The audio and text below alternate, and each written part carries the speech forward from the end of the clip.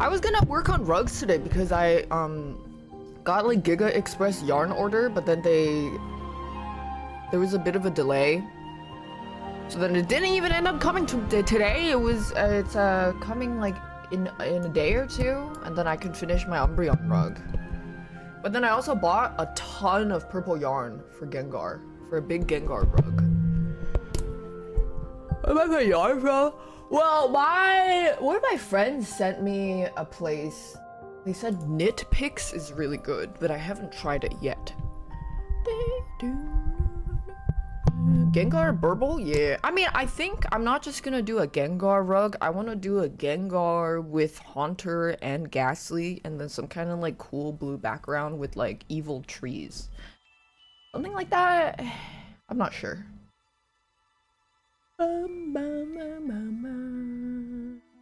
My face is giving the face of a fish murderer thoughts. What can I say? I serve cunt, but I don't serve time. Where's my tablet pen?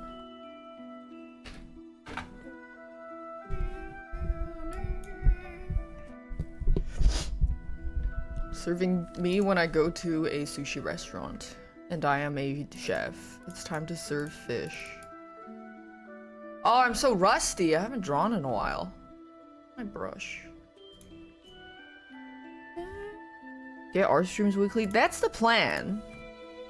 But I've been a bum because I've just been so occupied with making rugs and, I guess, abusing animals.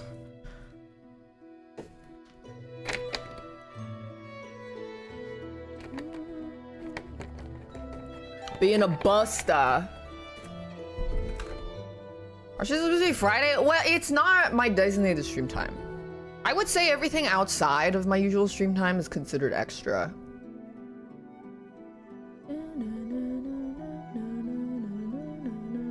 But I think every Friday is like guaranteed. Guaranteed a arting. Okay, where was I here?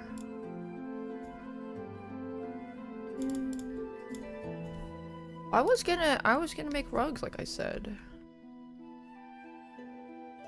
What else can I add on the shore? Or dots?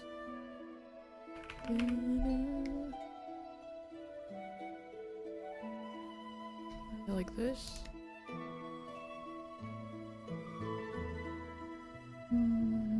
Things Cornine in color V.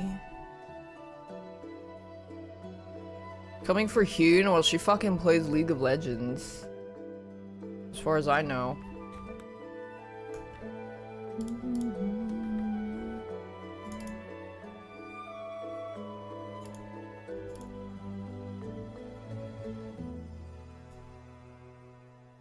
I think I'll just keep these separate.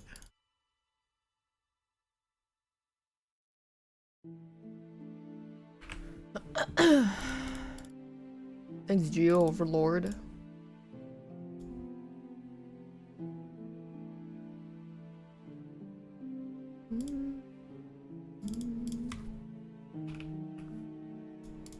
Glow.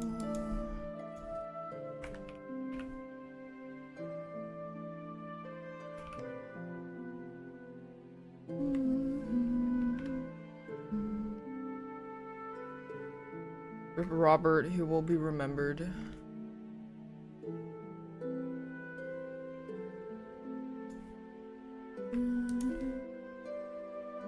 Rugs for Robert.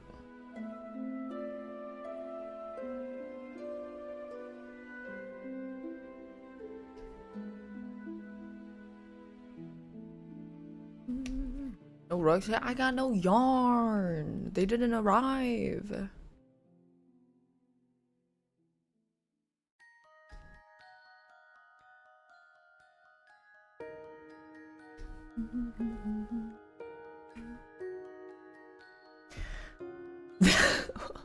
Oh yeah, these things die when they don't have their shell.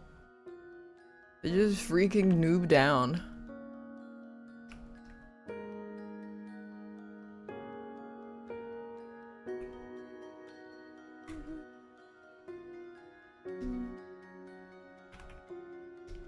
Bye, puppy.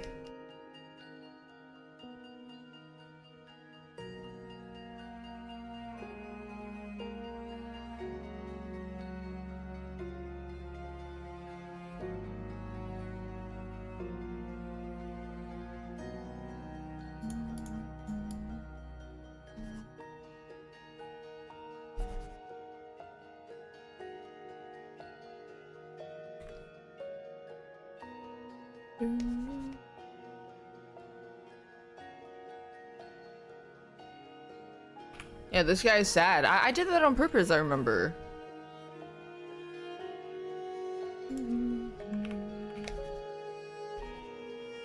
Might have to get even more. I think I need to get a lot of blue yarn. If I want to do a dark blue background for Gengar rug.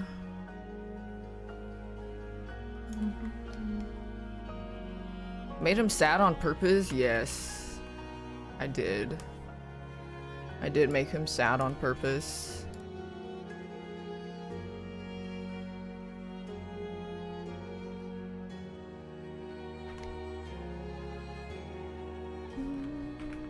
Human hair rug? I mean, I might already have made human skin rug, cause you know. What do you think is in the cupboards? I never disclosed the material.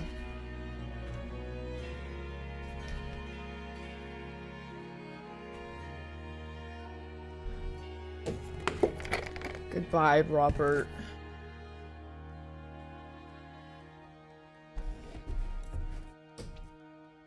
Why didn't I want Wake to open my cupboards? What is she hiding? What can it be? Something's not right. I knew these people were all crazy and we're all in an evil cult.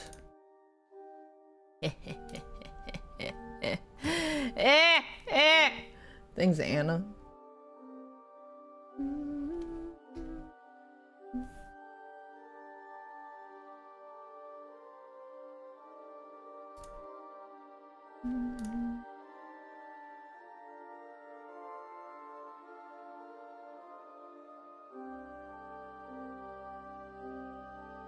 We are all in a cult.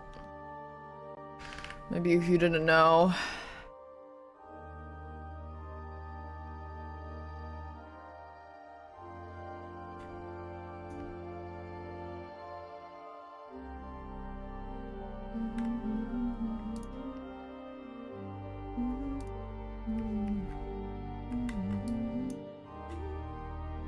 I'll ever sell my rugs? Eventually, but I think I want to get better at it right now and like make more different kinds of design to try to basically have a wider range of what I can do and have a better idea of how I want to be able to do it.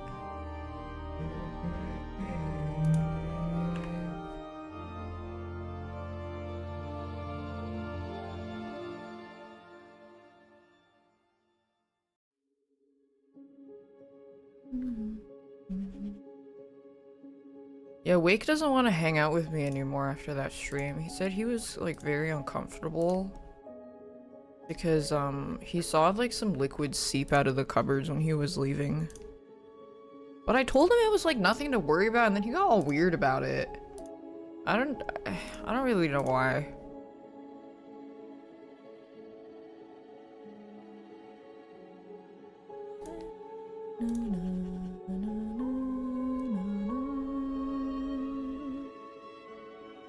Wake hasn't streamed since then. This is true.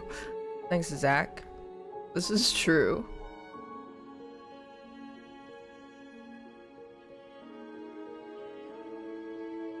It has not been seen.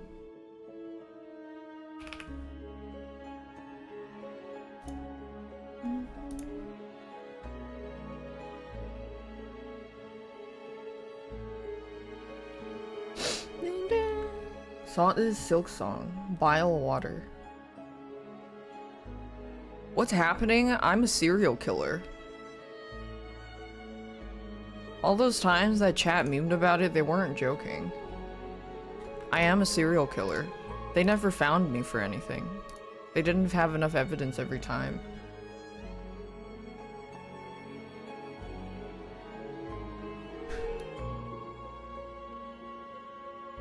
Real and true.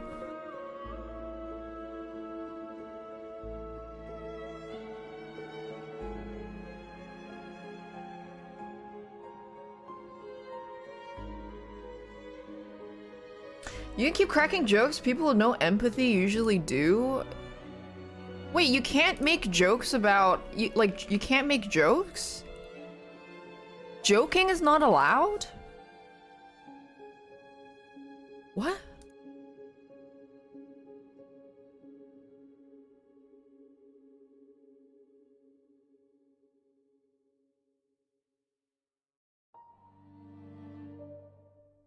You can't make jokes. People with no empathy usually make jokes. Okay. Yeah, what about Elon Musk? He saved comedy, right? I thought he was allowed again. Yeah, if you make humor, it's actually a sign of being a psychopath. If you have like a sense of humor, it's a sign of being a psychopath.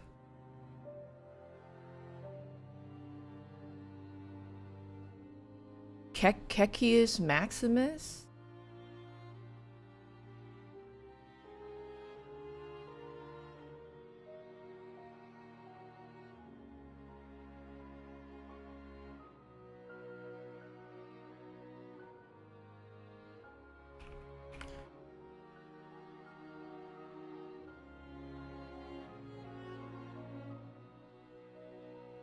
Wait, that person that just said, wait, the person that just said people with no empathy usually make jokes, they said enslave them until the debt is paid hard labor?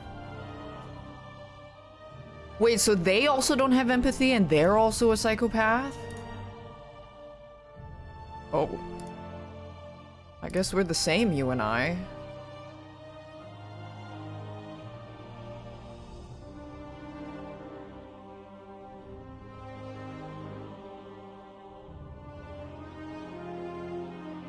So were they joking or were they serious? Well, they were serious. They believe in slavery and hard labor because they don't make jokes. Jokes are for psychopaths. They believe in slavery.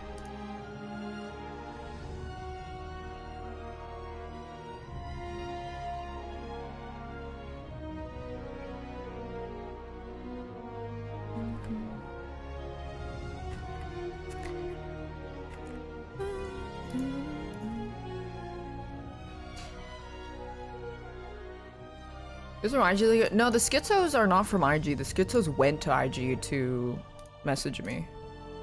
But then, the irony is like the goalpost is moving now. It's originally it was like, oh my god, I can't believe she did that when she was 10, to oh my god, I can't believe she talked about what she did when she was 10, to oh my god, I can't believe how she talked about what she did when she was 10. So the goalpost is now moving to like whether or not it was okay at all for me to talk about what happened.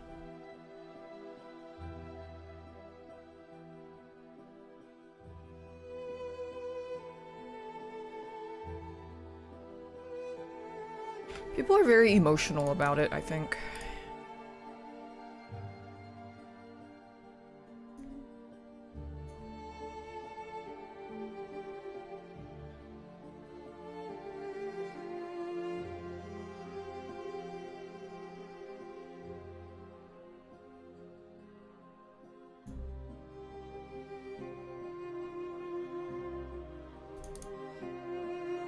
When I was 8 years old, I had a fungu.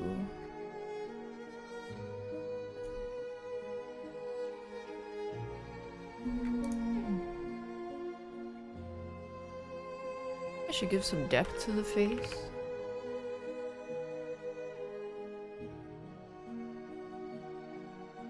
So far, we fished one person earlier, if you just missed it, about 5 minutes ago. Someone came in here, first time chatter, said, keep cracking jokes about it.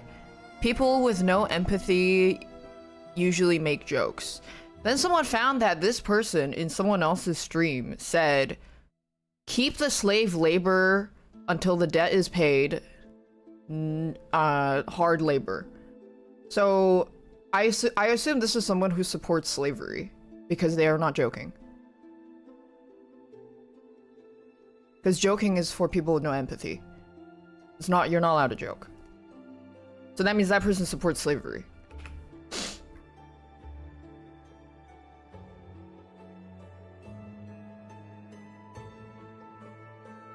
Their words, yes.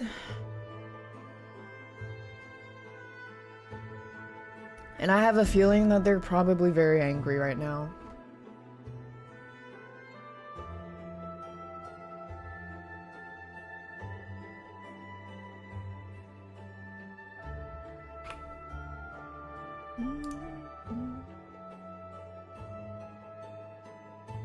What music is this? Hollow Knight Silk Song.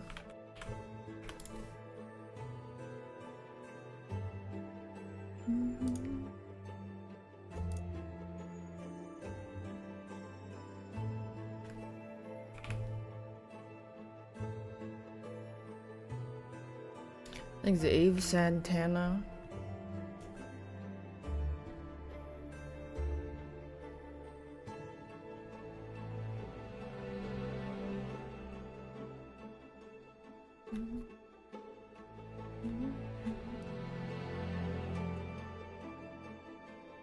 Michael Santana?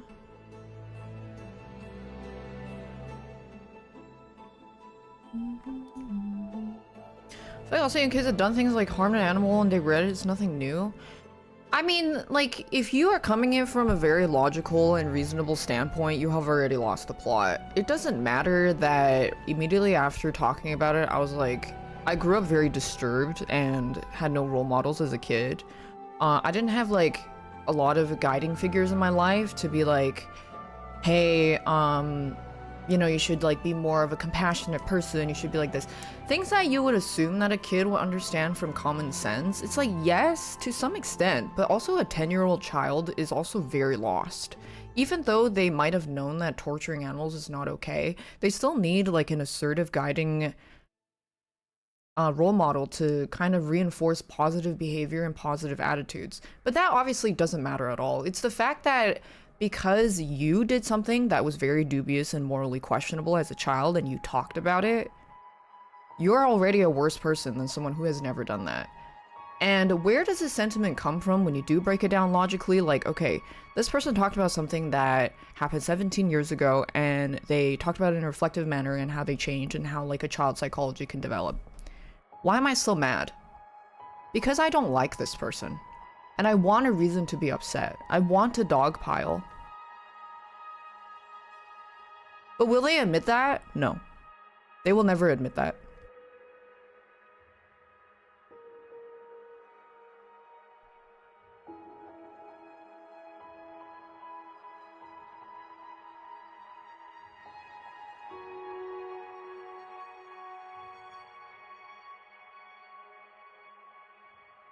I think CZ's.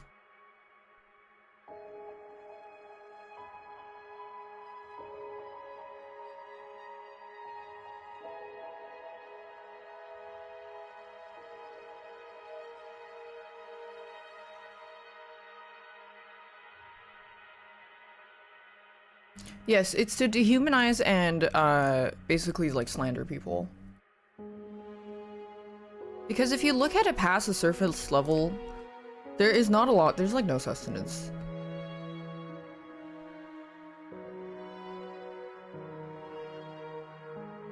It's very, yeah, it's like tabloid. It is very tabloid. Tabloid magazine. Paparazzi. Sentiment. Ernie, you're antisocial, who cares? But I'm not antisocial. In the past like 3 months, I've made, I can count on my hands, like 10 girlfriends. Like 10 good girlfriends. I find it very easy to talk to people. I'm incredibly charismatic, and it's really easy for me to get along with people, period.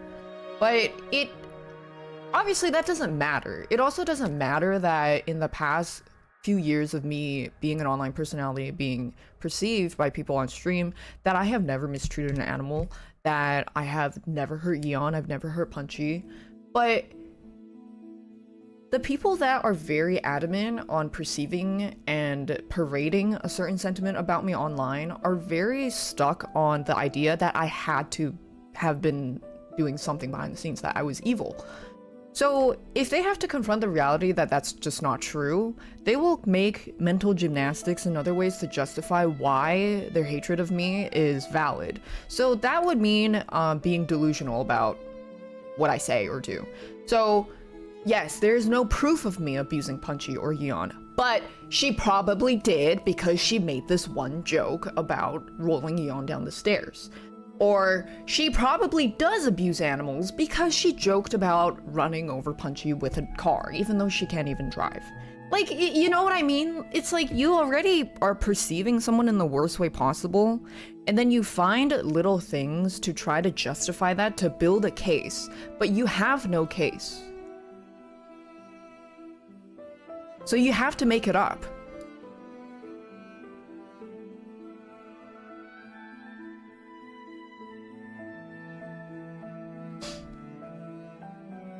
You can't just say something weird like that and be alarmed people are attacking me. Did you not see what happened after that? Like, what was discussed and what the context of it was? But like, also, what is the point of saying something like that in my chat when I am explaining that this is me talking about an experience that I had as a kid and how I grew up away from that and how I've changed as a result? If I'm pointing out all this because you didn't know that context was there, why did you think that it's okay to immediately have a very emotional response and a very strong opinion on something that you didn't have any idea about?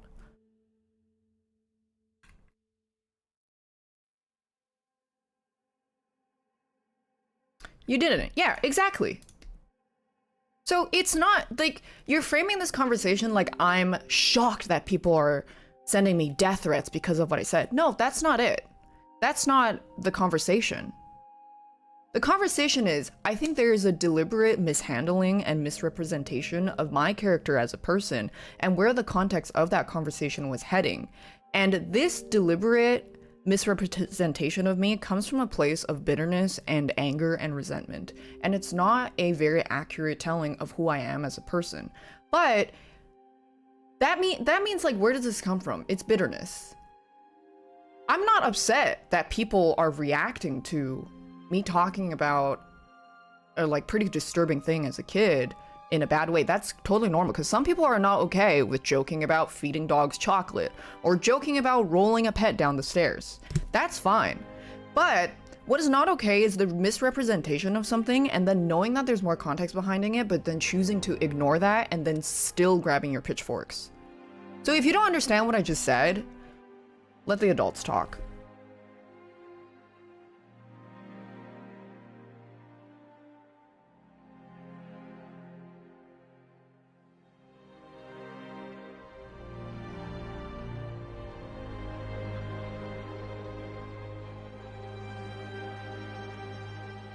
Yeah.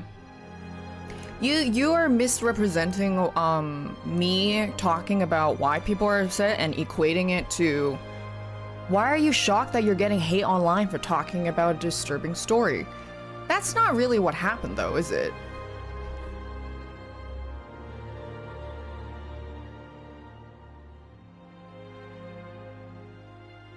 In a very similar vein, that I've also talked about in the past like few weeks, I feel like this conversation has been coming up a lot, is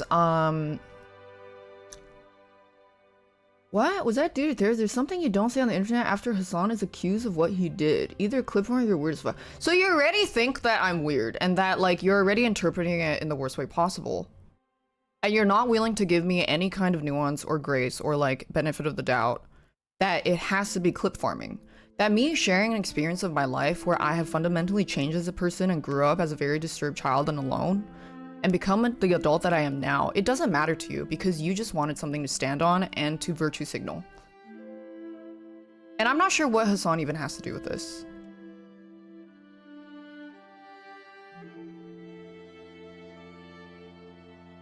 And like I said, there's a lot of people where if you engage with them and like have a conversation with them, you can tell their sentiment come from browsing certain circles of the internet for too long.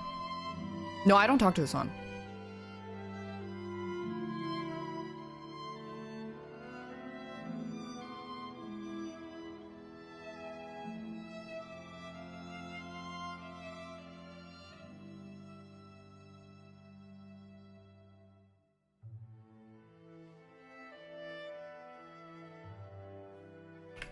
Yeah, it comes out in how they talk and like what they frame the conversation around.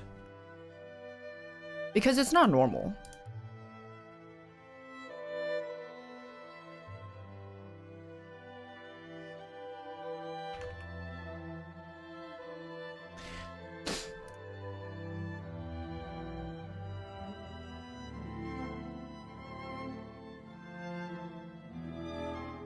Don't clock them like that? Yeah, I did clock. I did like go into a more detailed response on my Instagram story, and it was as I predicted. Is now the goalpost is being moved. It's not okay that I talked about it at all.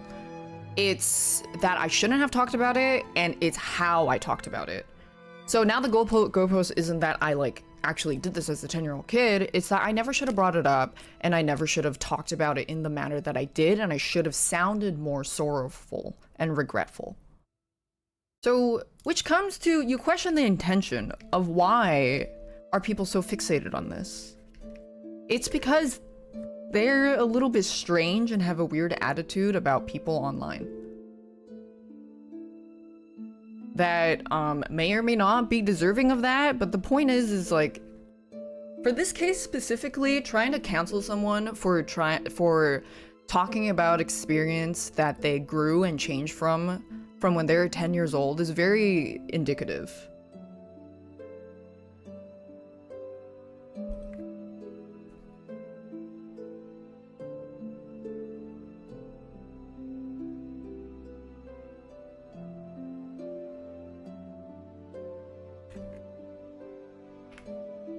But I guess that just pisses them off even more when you clock their ass.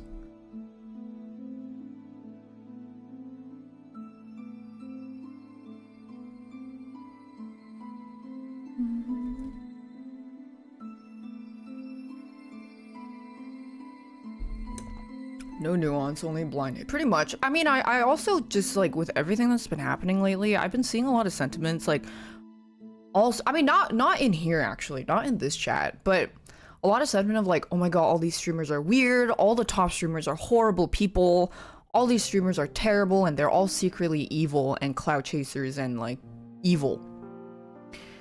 And I'm like, I don't think that's true. Because for every streamer that has been outed for being a horrible person, a pervert, and assaulter, I can name like 5 or 6 streamers that are really great people and awesome to hang out with and don't have any controversies. But do you think that matters to them? Probably not.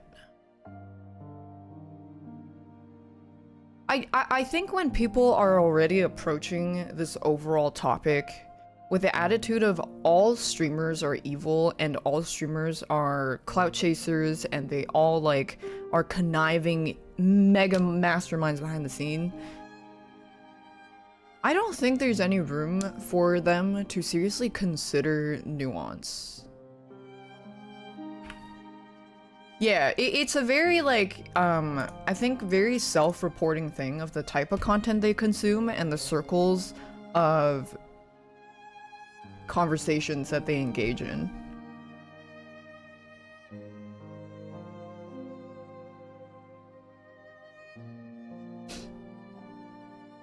Which does bring you to the question of why do they still watch streamers if they view them so negatively from the get-go?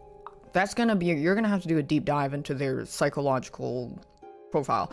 Or like, why still participate in this kind of community and discussion if you think streamers are disgusting? Like, why don't you go get a different hobby? I'm not sure. Because, and that's like something that I've also voiced is like, when there was this massive shift in Twitch as a gaming platform to more IRL content, I don't really watch the IRL content. I'm very out of touch and I'm not interested in it. And at some point I was like, you know, I expressed like kind of disappointment and a little bit of bitterness. Like, I wish gaming was more of Twitch's thing. I wish like Twitch was more gaming focused. But I don't go out of my way to tear down people that are doing those IRL streams. I don't go out of my way to villainize them like they're some terrible people and horrible for doing what they do. I just don't engage with it, I don't watch it, and I stick to the streamers that I do like watching, which are people that just play games.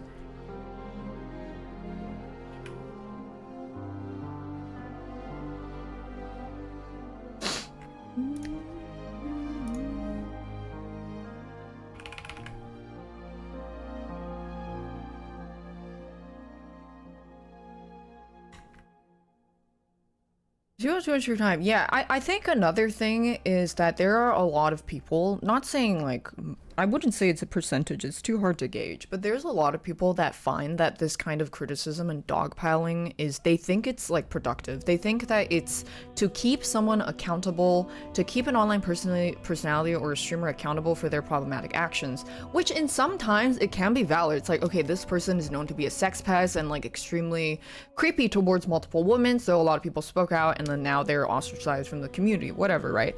But then I'm gonna bring you another example of where people thought that this was a genuine thing for them to kind of latch onto someone for. Pokimane taking pictures of herself at her brother's wedding, to which a lot of people were upset that she was making her brother's wedding about her. But was she really making her brother's wedding about her, or did she want to respect her family's privacy and just show off the cool fit that she had during a wedding because she didn't want to parade her brother's wedding on her social media to millions of people? So when you ask these people, hey, why are you so upset at Poki for posting her beautiful outfit at her brother's wedding? Well, she was making her brother's wedding about her. Was she really doing that, or did you choose to interpret it in the worst way possible because you already didn't like her for other reasons? So you ask them a little deeper, it's like, why do you not like her? Well, I think she's problematic. And in expressing my discontent with how she conveys herself, I'm trying to keep her accountable.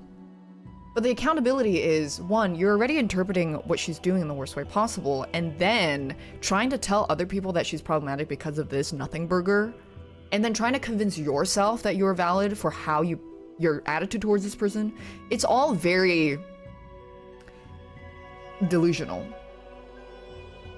If you ask them those questions, they'll start glitching. Yeah, pretty much. They start glitching.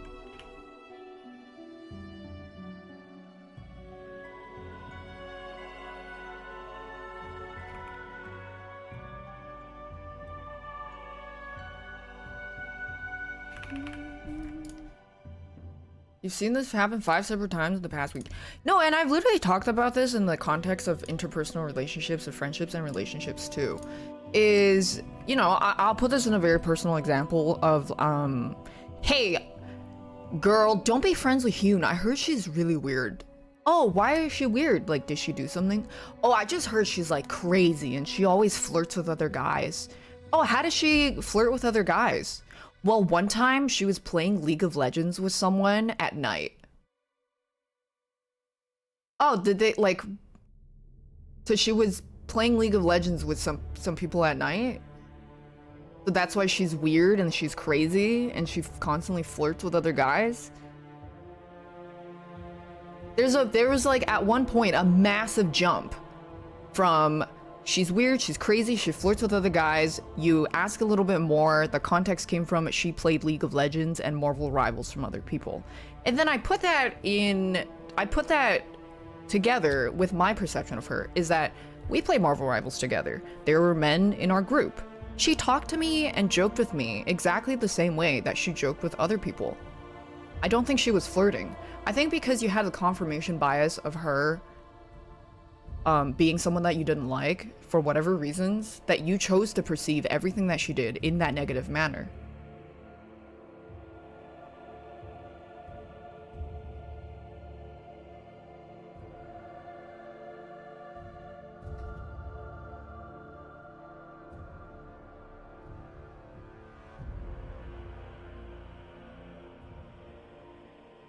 Let me see if I can think of more examples. I think the overall conversation is just like how people will package and represent a situation to suit their opinion to broadcast, to like present that basically. It's like you don't like someone, but you can't really tell them why you don't like this person. So you try to dress it up in a more agreeable manner to get people to agree with you, basically.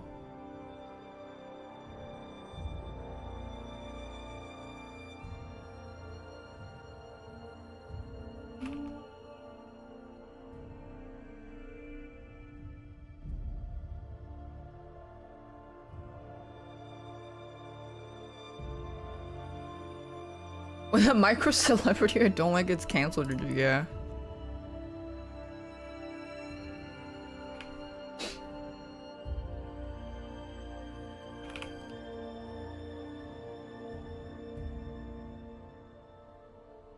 Those people are not that deep, they just hate, yes. But then if you were to ask them, like let's say you could actually have an earnest conversation with some of these people and ask them why they have the attitudes that they do, they're not going to be comfortable expressing that or exploring that part of themselves because it's so normal to them to perceive whatever it is that they regularly engage in, whether it's like streamers, whether it's celebrities, whether it's even like friends. They are so blindsided by how they think of people that it's the only thing that they know how. So if you ask them to confront the reason of where, like, the source of this bitterness, it's going to create a very uncomfortable situation where they kind of have to admit to themselves, like, shit. Turns out I just don't like this person because I'm insecure. You know, something like that. Like, for example, for example, like a girl saying that she didn't like another girl and said, well, yeah, I just think she's weird. Like, she's always trying to copy me. I was doing cosplay and then she started doing cosplay. I started playing Stardew Valley and then she started playing Stardew Valley. It's like, so why do you not like her? Well, I think she's copying me. Do you really think she's copying you? Or do you think maybe she just looked up to you and wanted and saw you as an influence in a good way? No, I think she's copying me. And then you'd look a little deeper, is the reason why you think she's copying you is because you're very insecure. And you think that somehow she's gonna steal your thunder, being in close proximity to you and doing the similar things that you do. Are they willing to admit and like look inward to find that that's the source of their discontent? No. Maybe not. Like, maybe not, but like generally no. So it's a very uncomfortable realization for a lot of people to accept that.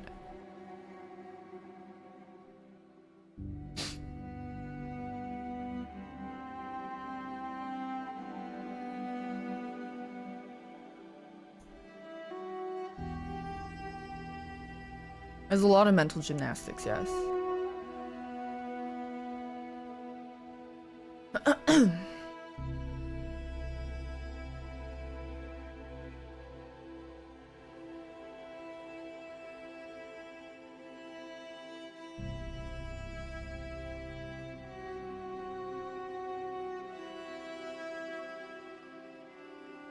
How do you assess yourself as a person? It's really hard, and that's why, you know, the conversation from a few streams ago where we talked about like therapy, is you can be a person who recognizes that you have flaws and go to therapy and still have therapy do jack shit because you have something that you don't know how to address or unlock. So if you can't reach that deep in and make yourself more valuable, like malleable to your therapist, they're not going to be able to untangle that mess.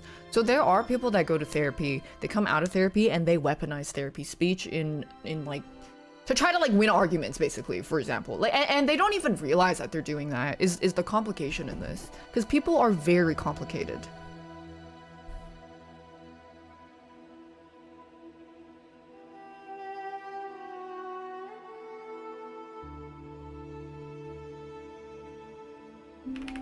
Try therapy, going hikes can't help me more. Yeah, and therapy's not gonna work the same for everyone.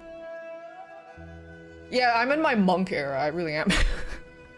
But, I mean, it's... like, what works for someone else is obviously not gonna work for you. But how you reach that level of, like, awareness and introspection in yourself is really fucking hard. It's really, really hard. like I can use myself as an example, and I'm like really open to talking about this, and I'm like I don't mind talking about it at all. It's like I used to view people as very like I didn't care.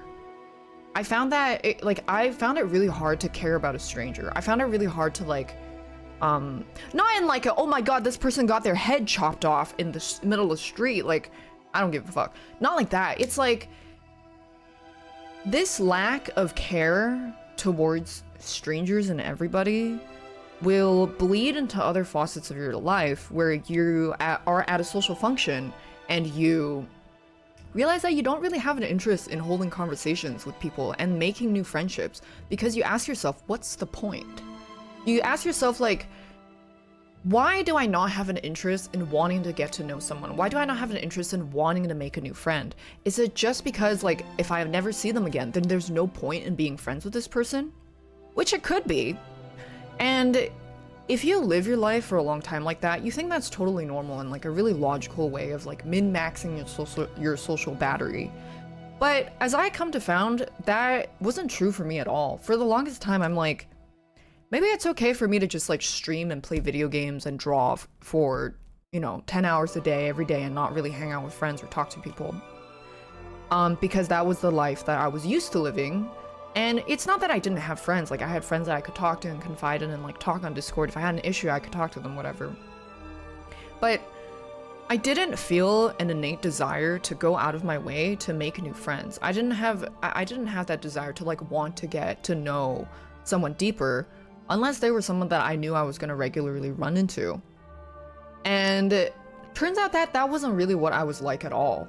I thought that that was how I've come to like be at peace with, that I was just because that I was content and I was okay and I wasn't like super sad, that it was good enough.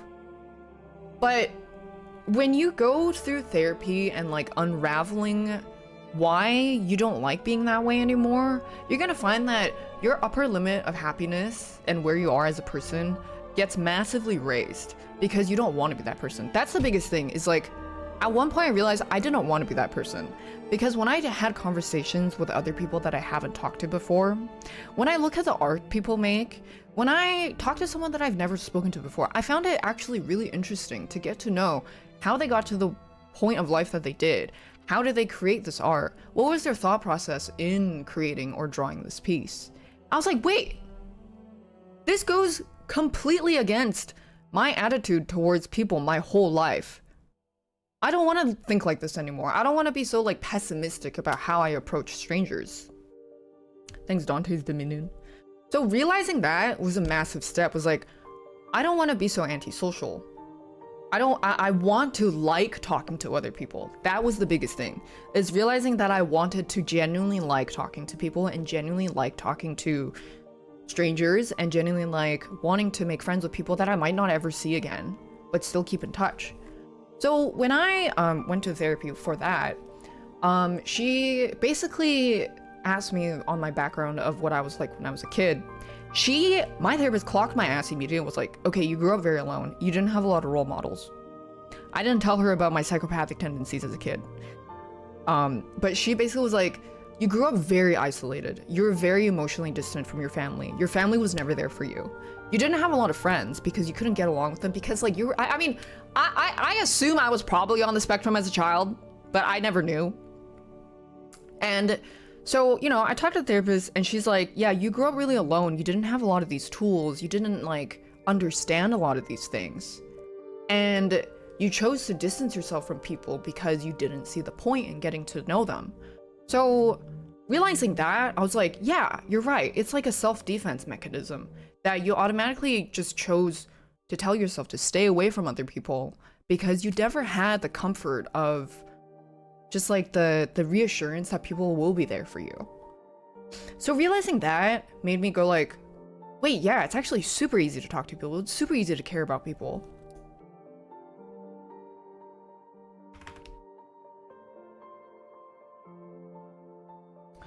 What the fuck is wrong with animals with respect? You know that was 17 years ago? Did you know that? I was 10?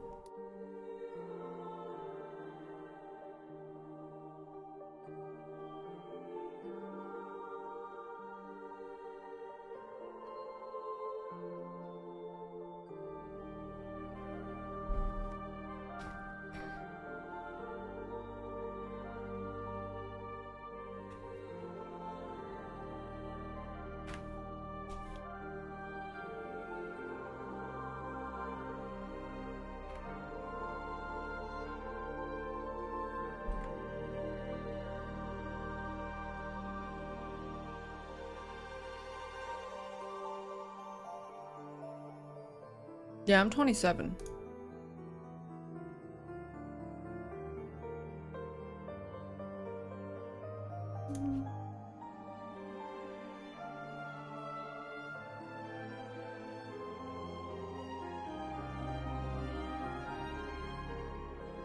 Wait, how come they're not answering to when I said, did you know I was 10? That was 17 years ago. Do you have any recent examples of me not treating animals with respect by any chance? Did you glitch out? Thanks, no, Harper.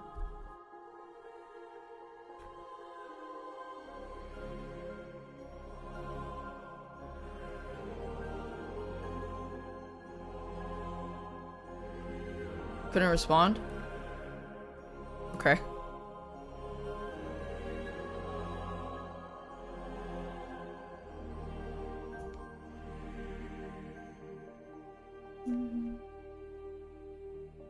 I mean, you know, another thing that I thought about that was like kind of related to is thanks F and no Harper. A couple years ago, this was like during the K-pop gate incident, was I used to say the R word a lot on stream and then I stopped.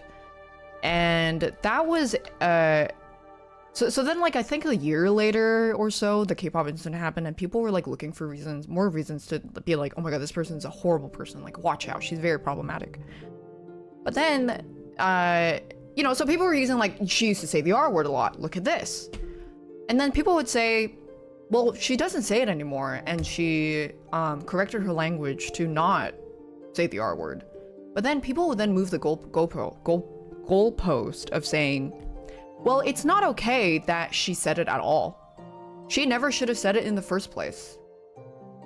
So when you break that down to the intention of why they want to be mad, it's because they just want to be mad at you. They want to be like, they want to have a reason to be mad at you. They weren't actually upset that you were using the R word.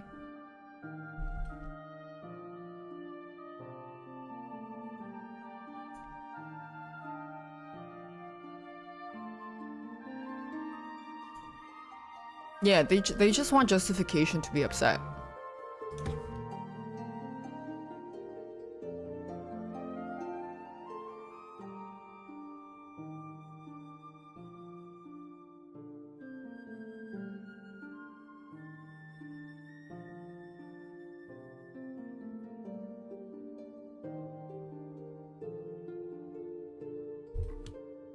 Moral Puritanism? What is Puritanism?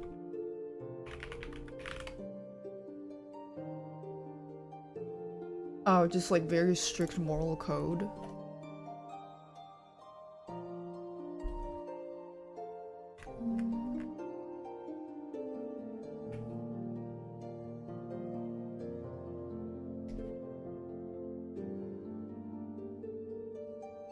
They just unfollowed and left, so they didn't have a rebuttal? Did they realize that they were being emotionally manipulated?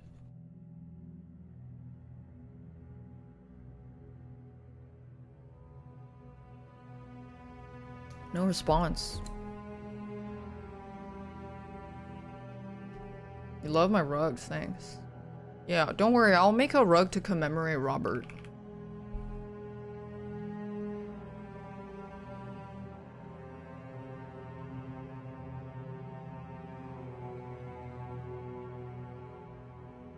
I think making a really big beta fish rug would actually be sick.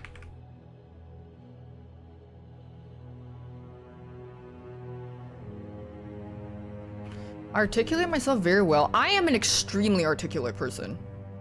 And I've had, I like, it's not common, but every now and then I'll see like a new chatter, a new returning person that comes by a lot and goes like, for some reason I see all these like really weird statements about you, or like people just make you out to be fucking absolutely batshit insane and that you're really problematic. But then when I watch your stream for hours and hours, you're actually just a pretty chill person.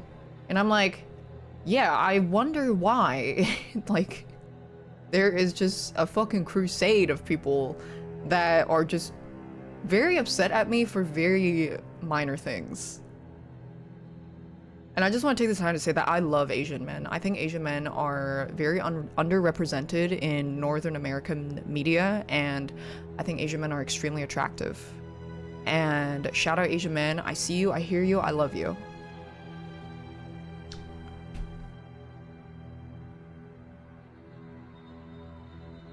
Sorry, I just wanted to shout them out.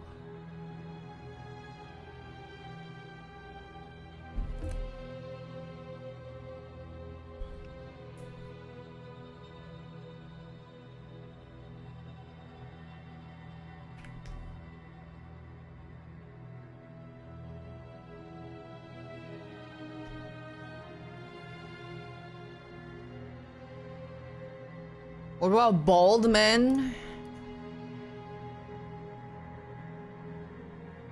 They're a little follicularly challenged, but that's okay.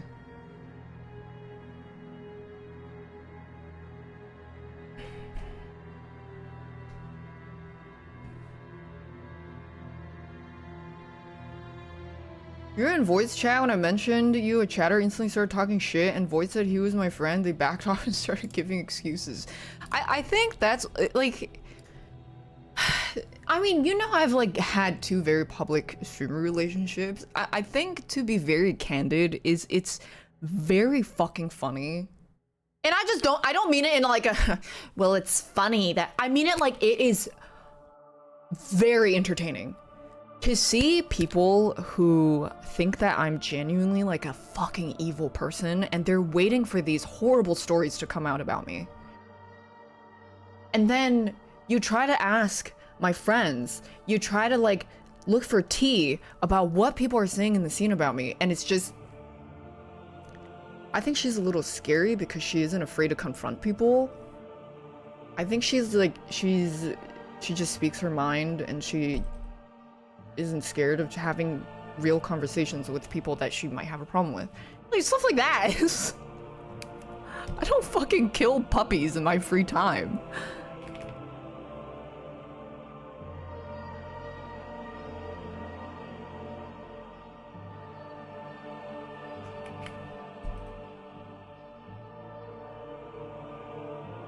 You're gonna be waiting for a while.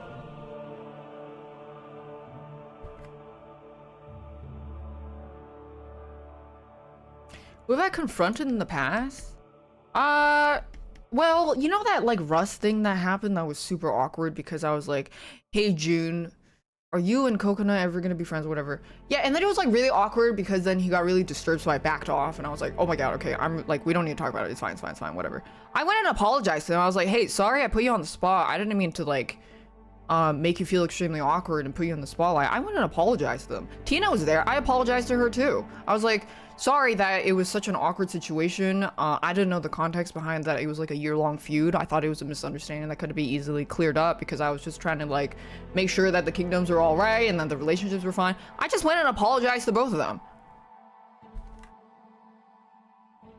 It was so like, and they were just like, oh yeah, it's fine. We talked about it and it was fine.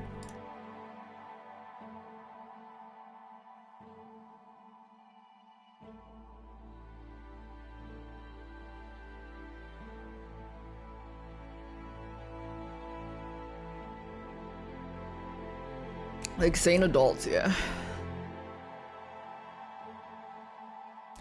Some of them were like, okay, yeah, I mean, about the Rust thing is like, I had no idea how serious it was and nobody fucking told me. I had no insight at all.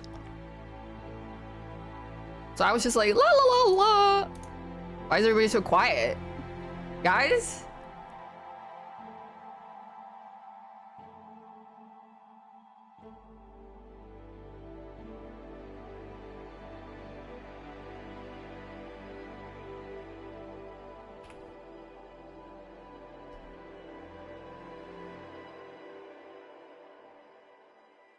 Read the room? Except I did!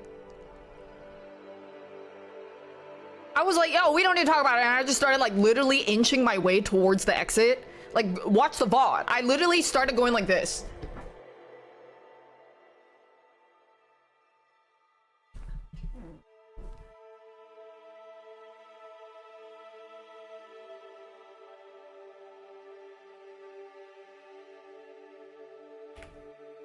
Wasn't the VOD deleted? No, it wasn't deleted, but there was like a big section of that VOD where the audio was missing. Because I split audio for music or something and I forgot to unsplit it.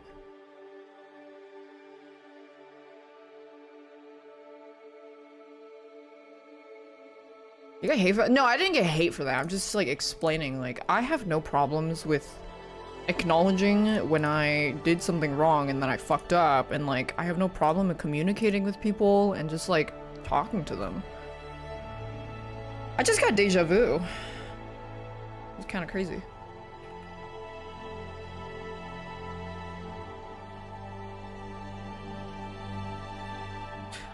I think in some people's head is like they really want there to be some massive grand conspiracy that a lot of these like LA streamers and top streamers are fucking evil. But I'm gonna be honest with you, like a lot of people, especially people that have been streamers for years and years and years, they just kind of do their own shit and they don't really give a fuck.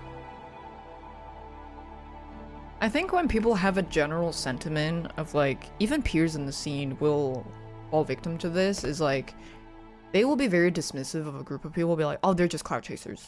Oh, they like don't have any like morals. Oh, they're all evil. But then having like got to know a lot of these people on a personal level, it's not really like that at all.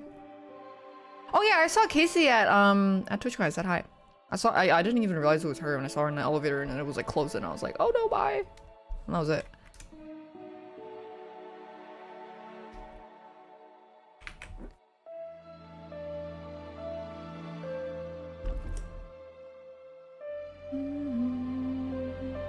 I didn't see her! She didn't see me either.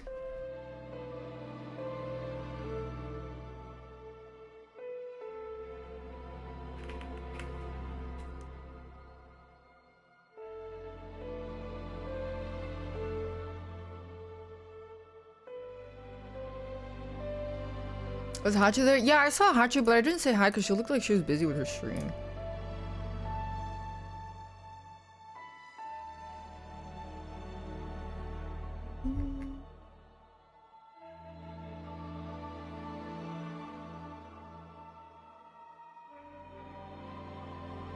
I mean, that also delves into the mentality of like, do you really want to believe that everybody's a clout chaser? Because I really don't like that kind of mentality that people have. And I think this was like a opinion that I also have developed over time, was the kind of people that always center conversations around other peers, not even just in streaming, just like life in general. When they always center it around clout, it is very cynical. And I think the gist of it is, even if they are, who cares? That's how I think about it. It's like there's a massive difference between going out of your way to collab with someone who is a sexual assaulter because they have a lot of viewers, versus calling someone a clout chaser because they were hanging out with someone who was a little bit mean to you and you told them that they were a little bit mean to you and then that you weren't comfortable with them. Like, obviously, this is two very different things. But people will throw the term clout chaser around even to describe people who are just existing in the same space and being very cordial with people that, at worst, was a bit bitchy.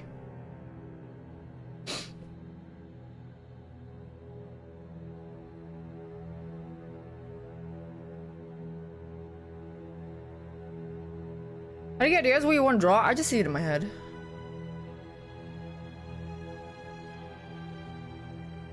Marshall Glorp? Wait, what the fuck did a robber do?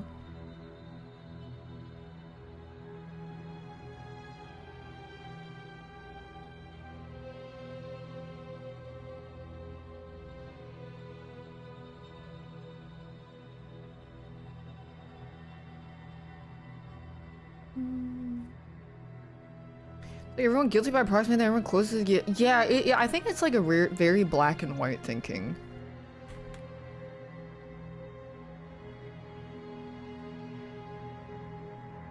Fairly Odd Parents, where Timmy's dad said if you do things only for recognition, then you aren't doing anything, that shit's stuck with you. But I mean, like, you don't know someone's intention.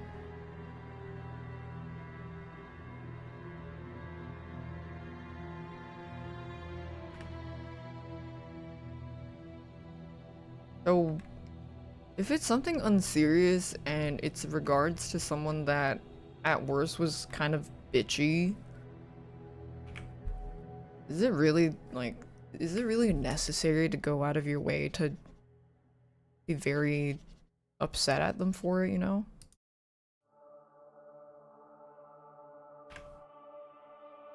These people are cowards? Yeah, they glitch the moment you ask them a question. They glitch. It's like the guy that came earlier was like, you're an animal abuser for what you did to that fish. And I'm like, did you know I was 10 years old?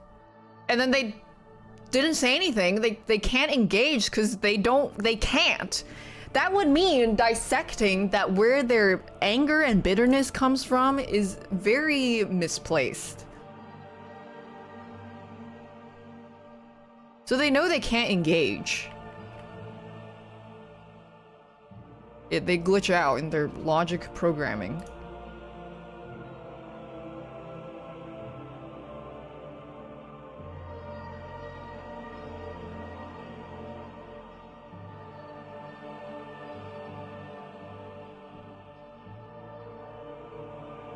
Doctor, he said the same thing? They got really mad at him as well? I mean, yeah, I would assume.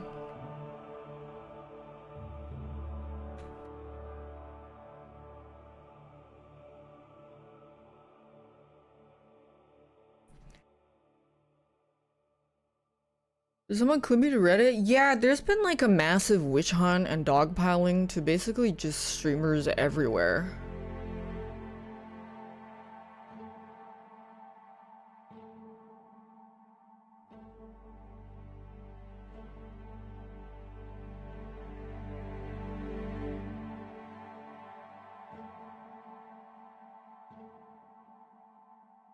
Is that why a lot of shit has been happening? Yeah.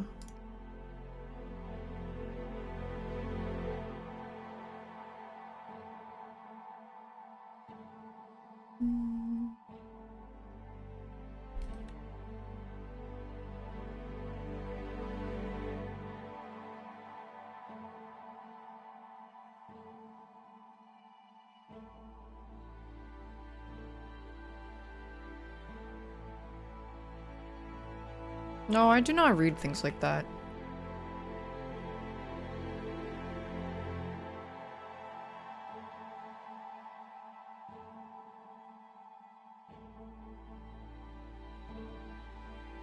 The new fresh wave of kids, you know, I think that like the new fresh wave of kids that are on Twitch would actually not really give a shit about this stuff.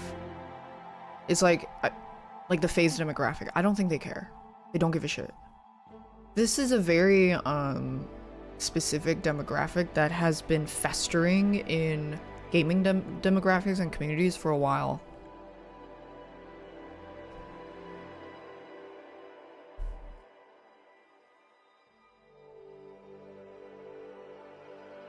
Yeah, the kids don't know this rancid barrel. I think Shmojo.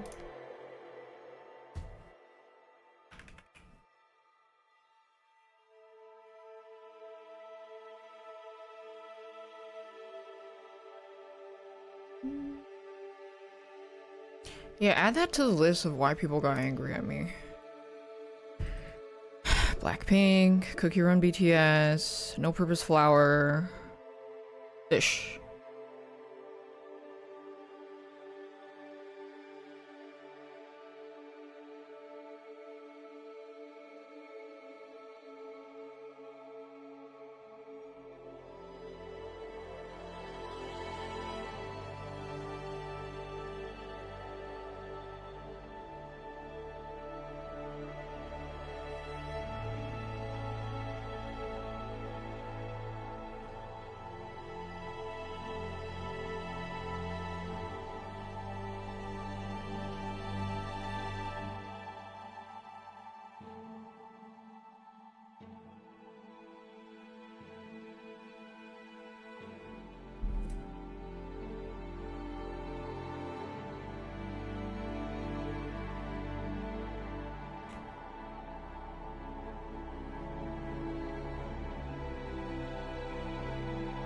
Young Glizzy. That's me.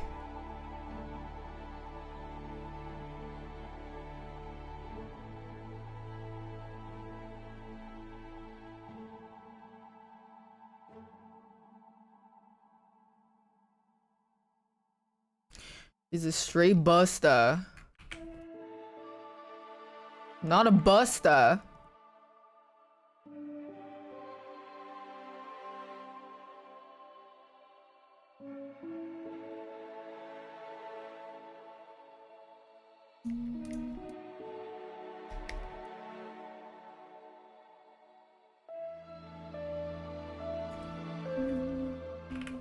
Void, my boy.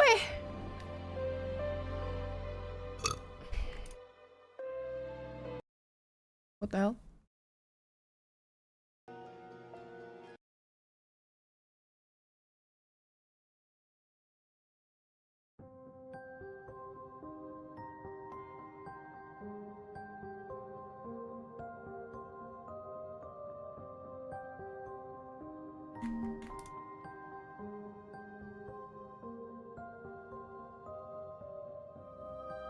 My blacklist is 3 funky letters? I think you could, yeah.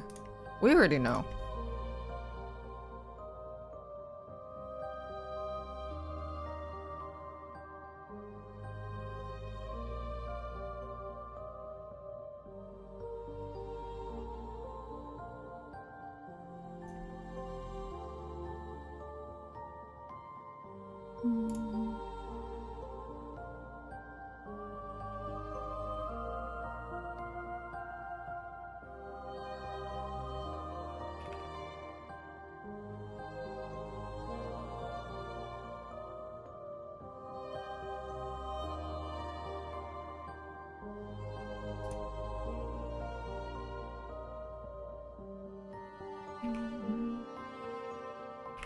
What, Clip Studio Paint Pro.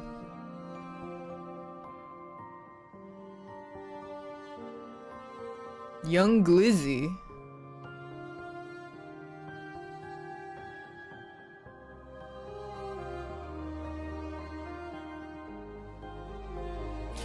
But like, oh yeah, I got a little bit sidetracked, but like, I think it's actually really, I guess in a way very optimistic that you can grow up as such a like fucked up child in solitude and still blossom into a social butterfly regardless of that. Because I feel like I'm proof of that. That if I continue down the path of just being alone, not having friends, not having anyone with me at all, I would actually be a very scary person. I would be the kind of person who sits online all day and talks shit about things that I don't even like, while regularly engaging in that content.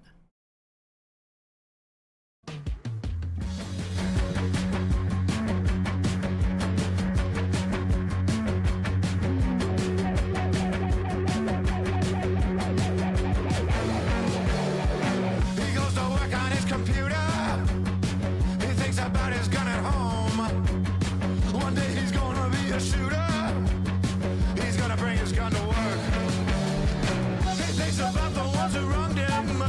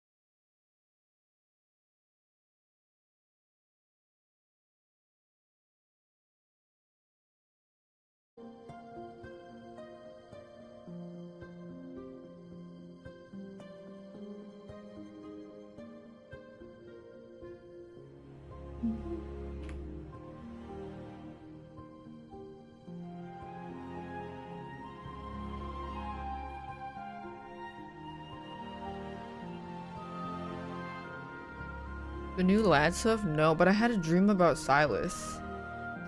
It was very nice.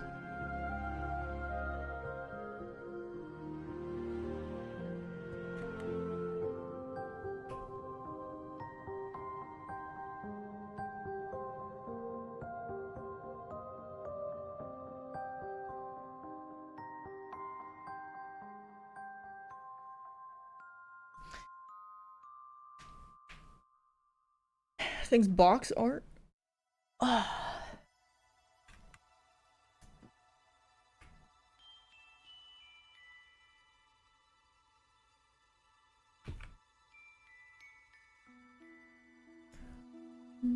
Road to Empire. I'll probably play that after.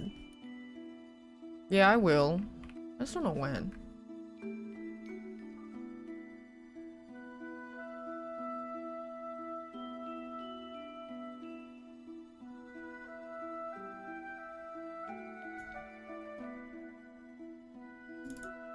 People think the lad guys are white. They're all Asian to me. They also all speak beautiful Chinese.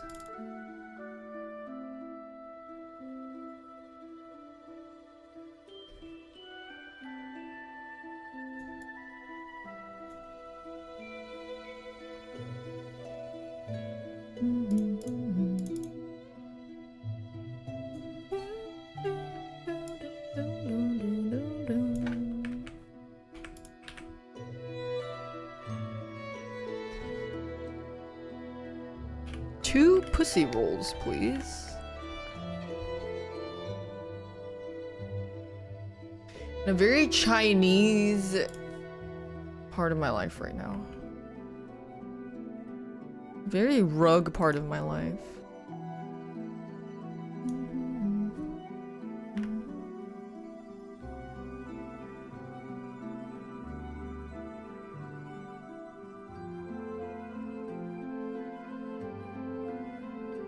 It's fine, I just didn't expect it to be Chinese.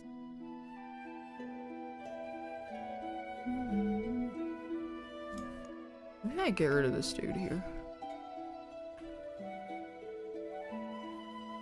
No, I kind of like that. Ludwig got invited to the star in the next Emperor. I don't care if something good happened to you. It should have happened to me instead. That's how I feel.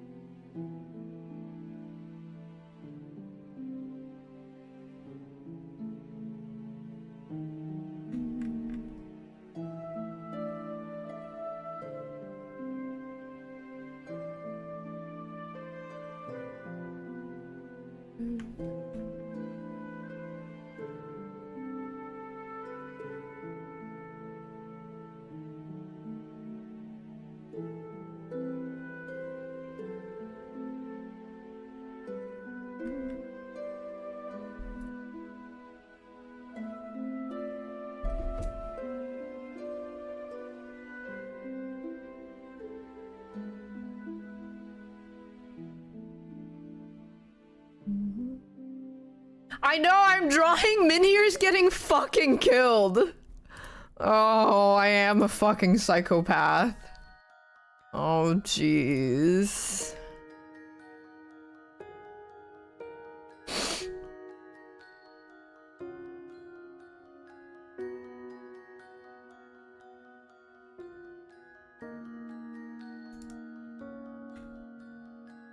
I knew it. I knew she had dead bodies in the cupboards.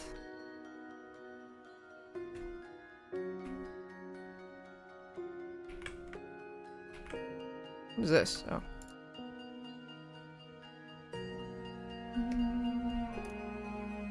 I mean, pull up that one time I was playing one of the new Dead Island sponsors and I just spent the first hour just cutting a dead body over and over and over. Pretty sure she's fucking insane and she actually kills people. I'm pretty sure she does kill people.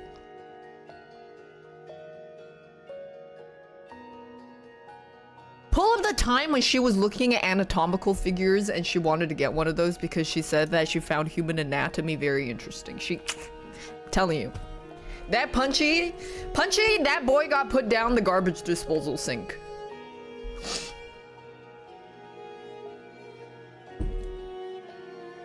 She left a newborn baby in the middle of the road because she didn't want it.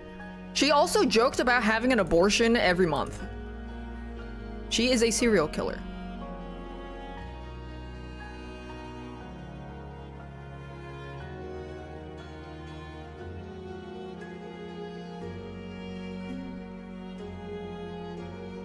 I can't stop getting abortions.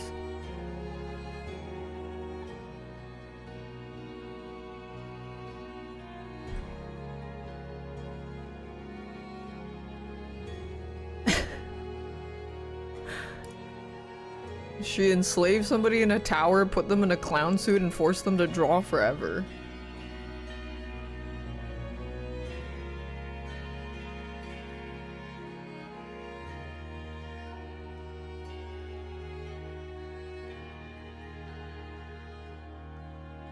I mean, if they want to sift through stuff, go through my RimWorld playthrough. There's plenty of shit in there.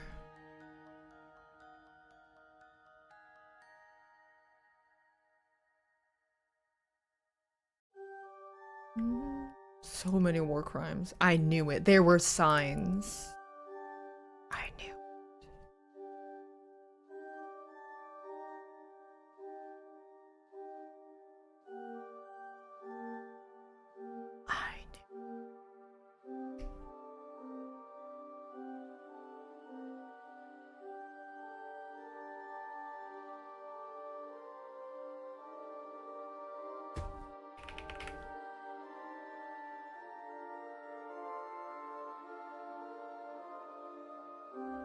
When she said that her and John broke up because her pussy stinks, it's because the cat died and the rotting body started to smell.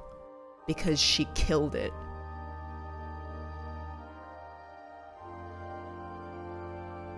I'm telling you, there were signs. There were signs.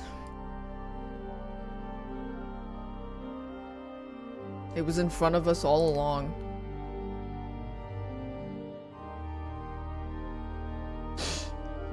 You wanted to feed that Crabble more she thought it was funny to feed the Crabber more Purple Berry Crunch after it got a stomach ache from eating Purple Berry Crunch.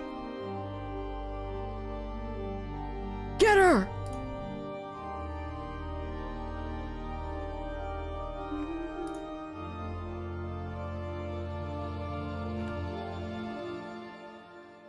The dog licking the girl's hand? Wait, who?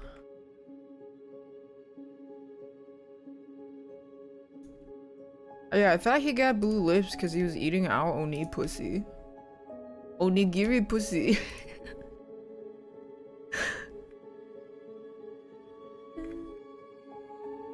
Should we put some dead fish in here?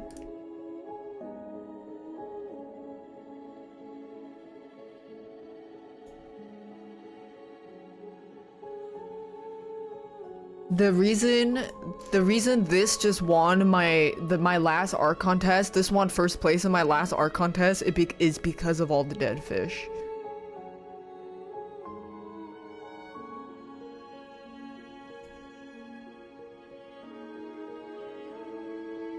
Oh my god, it all makes sense.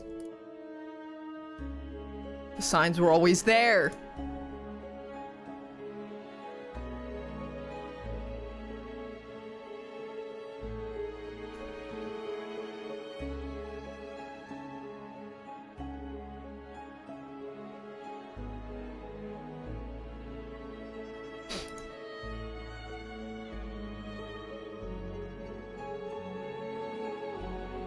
She's a goddamn twisted fucking cycling path.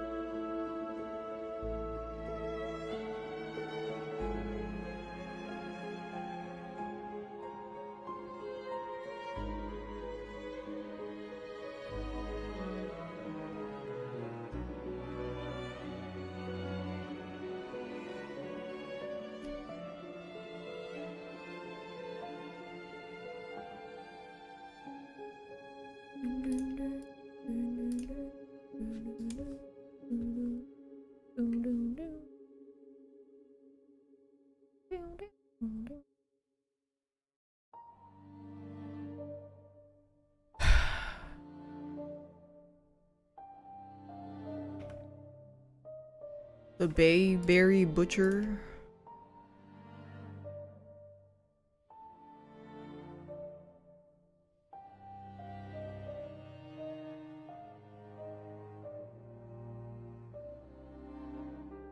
Dispatch? I do want to, but I think it's episodic, so it's not in this. It's not a rush.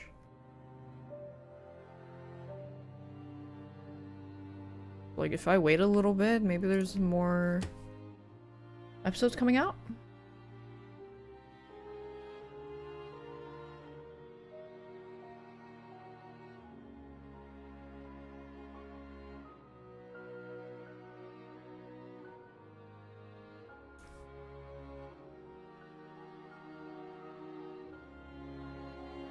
Episodes every Wednesday. Oh. Am I getting the new Phantasmal box? Yeah.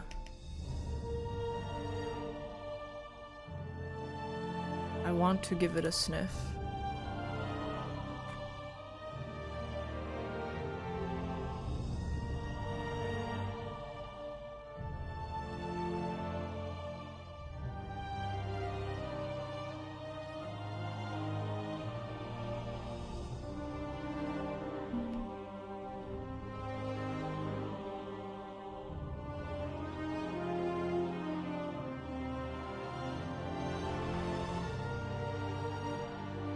Maybe Za I did. I liked it, but I do think it's very expensive for what it offers.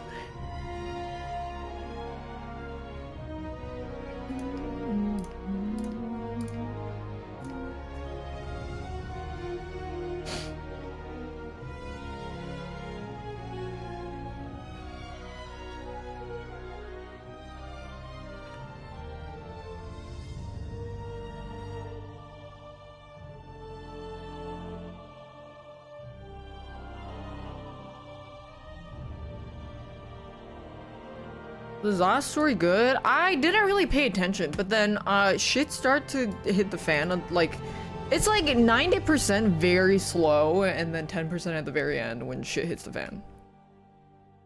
But I don't really think you play Pokemon for the story. TBH. TBH fam. This card is beautiful.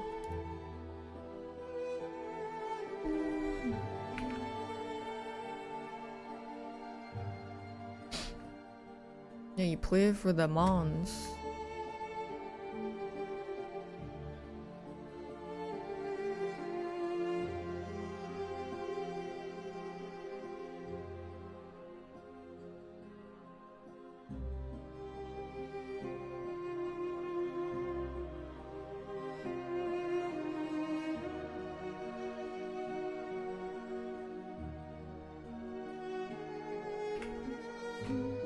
The other floor, I have not.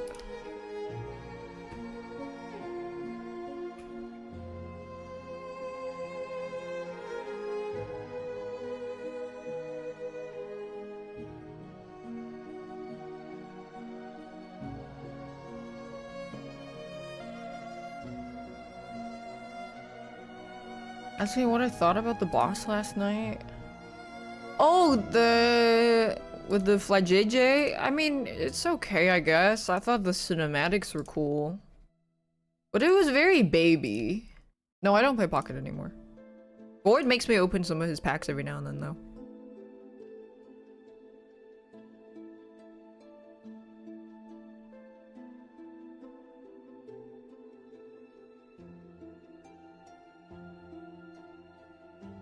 Apparently, people are very upset at Pocket because they implemented some kind of system with the card collecting thing that pissed people off, and they said they were gonna fix it, but then they're not gonna fix it until 2026.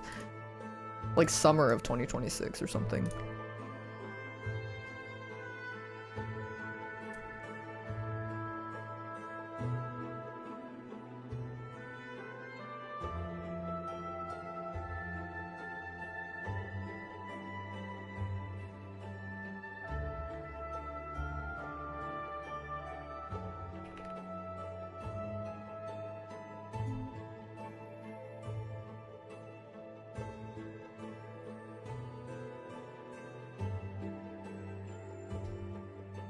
I'm excited for Phantasmal Flames.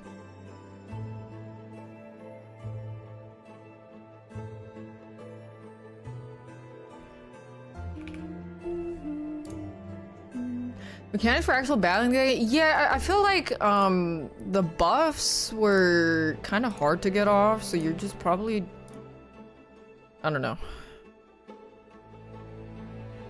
Maybe we just don't know the meta.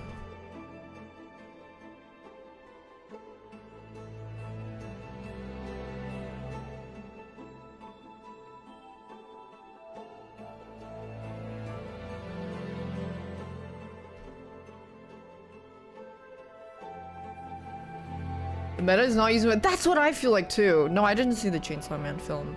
I was supposed to go with Void and Aryan and Yuge, but then we ended up all canceling. Because things came up. Why am I so scary but draw kid? You know what is funny? Because I posted the frames of the deco din, I had this person go like, You're being so performative with liking cute things, but actually you're a terrible person hiding behind a mask, and I bet all the people that make cute things that you look up to will all think you're disgusting. And then I'm like, who? Who? Like the people that I did an art trade with and that I've talked to and befriended? Like, you think that they would just drop me as a friend because they found out I killed a fish when I was 10?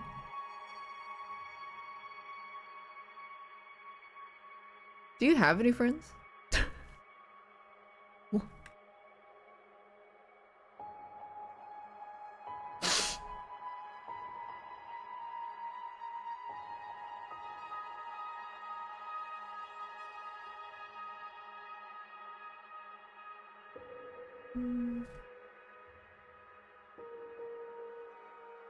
Like, did you think that it wasn't something that I would be comfortable telling my friends? Like, if I told my friends, yeah, I killed a fish when I was 10, they'd just be like, oh my god, and I'd be like, yeah, when I was a kid, I kind of grew up, like, really fucked up, blah, blah, blah, and then they would be like, oh, I'm so glad that you, like, managed to grow past that, and that you're a cool person now, and then, you know, that's it. Do people not have these kinds of meaningful conversations with their friends, or do their friendships only consist of talking poorly about other people?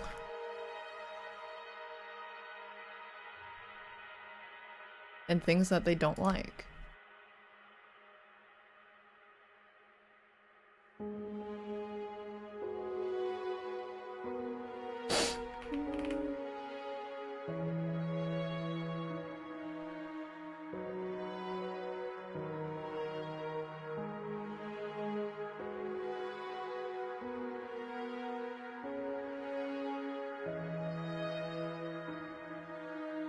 Yeah, Wake said he was extremely uncomfortable with me and doesn't want to stream with me ever again.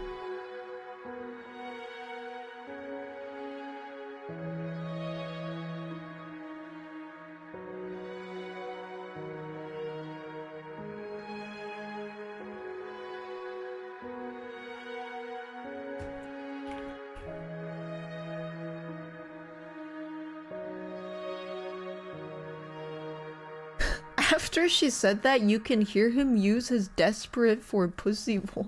What is a desperate for pussy voice?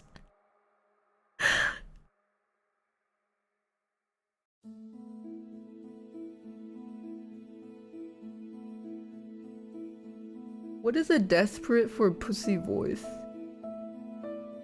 I mean, that's a whole other conversation of like, people think that if you as a girl interact with other guys on stream or like you befriend other guys on stream, is that you're fucking. And it comes from a place where they genuinely don't believe that sometimes people of the opposite sex can just be good friends and hang out and vibe really well. And it's a massive, massive self-report. And they think it's some kind of gotcha. Like, huh. Gotcha.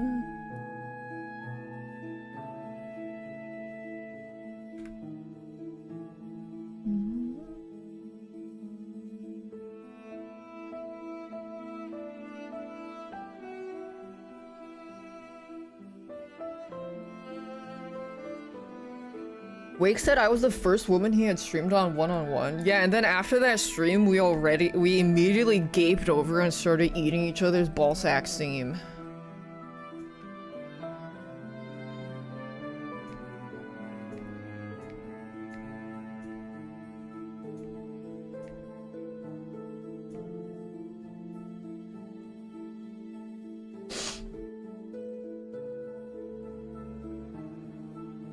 You saw a gift of such seam recently. So did I. So did I.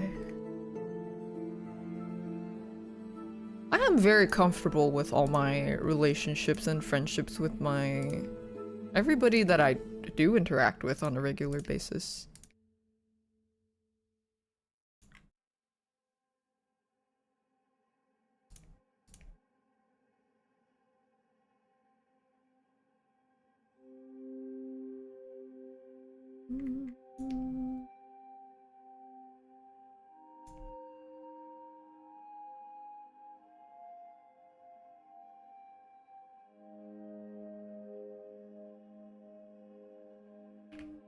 He said he was glad the chat was not shipping at all. Yeah, because I have spent the past few years of my streaming life pruning fucking weird people from my chat by constantly saying, I hate creepy men. I think creepy men who are stalkers should die. I think creepy men that are inappropriate with female streamers to the point of physical threats should also die. I think people who have a unhealthy perception of women should fuck off.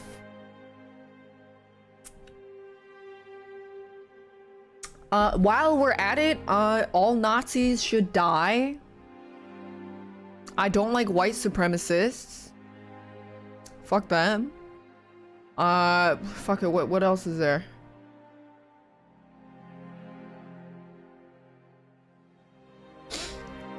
Free Palestine, fuck ICE. Just throw these out there and like see who gets upset, you know?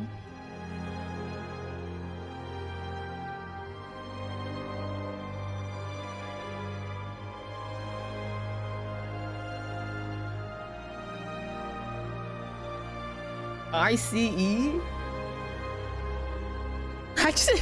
I didn't know it was weird saying ICE. I say ICE.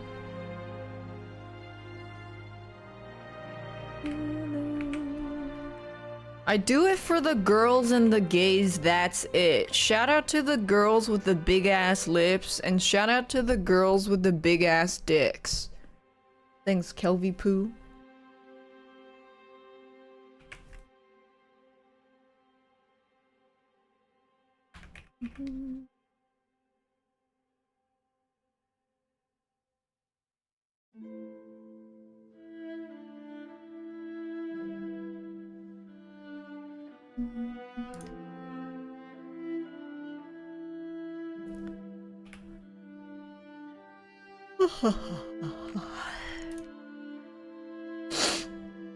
Silent Hill announces first ever US tour and immersive live performance experience. Wowing.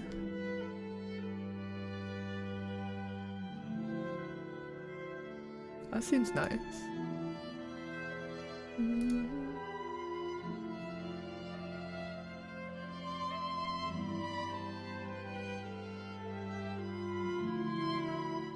He said he'll have one lucky audience member get stabbed by Pyramid Head live on stage every show. Yippee! I hope it's me! I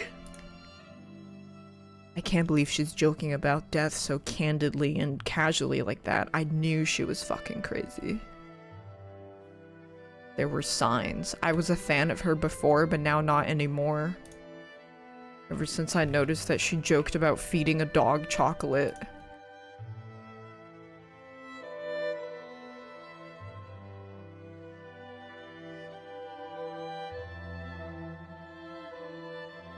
Is this the Finding Nemo? Oh no, it's not.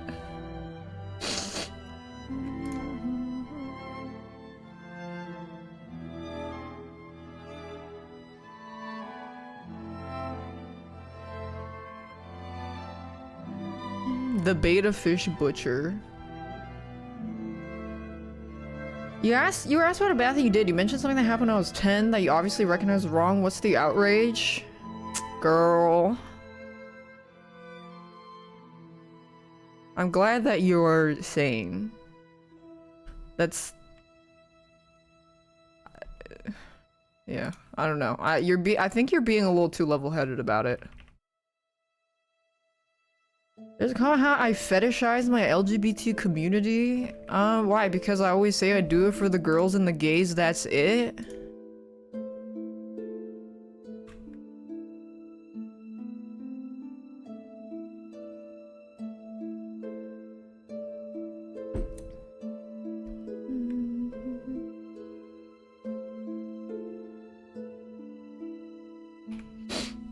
The queens and the queers, yeah, they rockin' my shit. Shout out to the girls with the big ass lips, and shout out to the girls with the big ass dicks.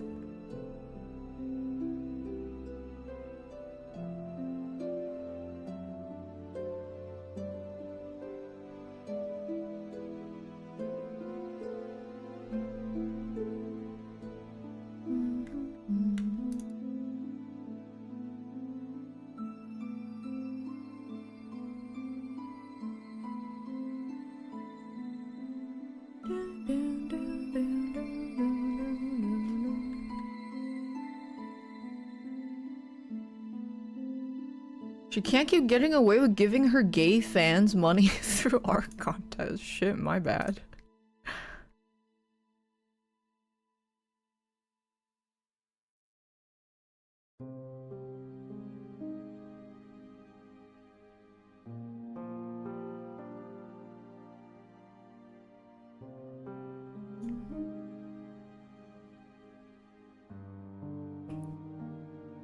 No, beta fish, you cannot put beta fish in tanks with, like, you have to be very particular. They're very territorial.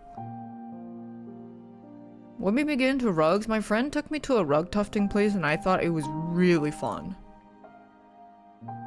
So then I started taking a bunch of friends to it, and then they started a loyalty rewards program, which I'd assume is because of me. Because the time before the last time that I just went, which was like yesterday, they were like, we should have a referral program or like a points program. And I was like, yeah, I've brought so many people here. And then they just brought that up. And then when I went back yesterday, they were like, yeah, by the way, we have a rewards program now. And then one of the girls said that I was her favorite customer. But if she found out how I treated my beta fish when I was 10 years old, she probably wouldn't say that anymore. She wouldn't say that no mo. She'd be like, she's a busta.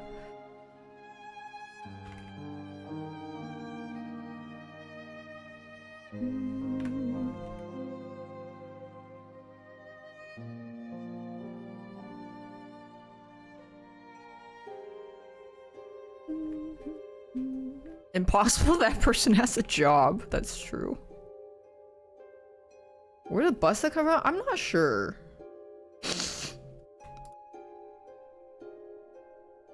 You know, one of the things where let me pee first and then I'll go into this tangent. It's actually quite beautiful.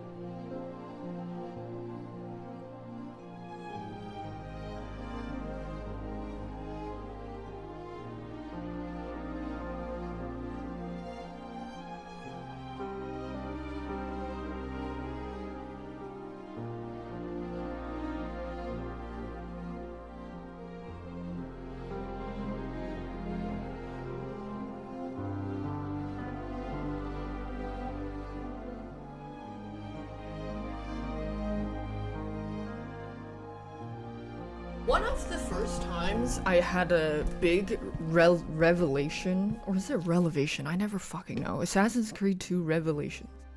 Assassin's Creed 2 renovations of a revelation of like a, I guess in a way of like, let me see if I'm using this term right. I had like a big revelation of cognitive dissonance in regards to my attitude towards people and people in general was when I started like really ponder why I found human art to be a lot more interesting than a very yassified final result of AI generated art. I was like, well, for humans, it's because it's the cumulative experience of how they came to develop that technique that they developed and how they decided to draw the subjects that they're interesting and how they all together put it together through like technical like their techniques to make that art. And I'm like, well, I think the human input behind that is really interesting. And then I realized with that, I can use that attitude of wanting to understand people more to bootstrap my desire to get to talk to strangers and make new friends and just have a genuine interest in getting to know people. And I did, and I managed to do that. And now I'm like, holy shit. Like, people are cool as fuck. To go out of my way to have conversations with people that live a very different life, to go out of my way to like talk with a stranger that I'll probably never see again. Stuff like that instead of going to the usual, what's the point?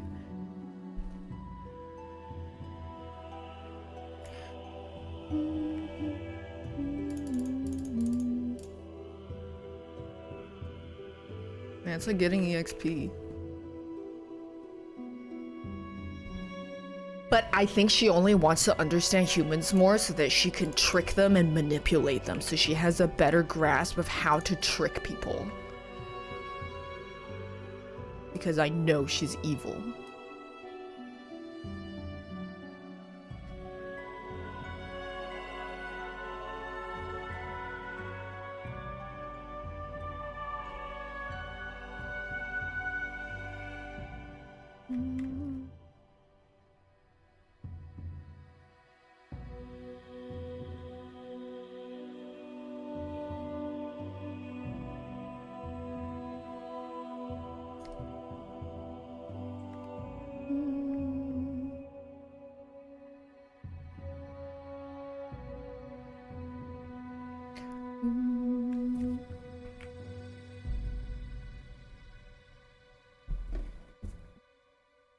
I just thought this art was really pretty and I wanted to draw my two favorite Pokemon. I don't know, this Kia, I just put this Kia here to take up space.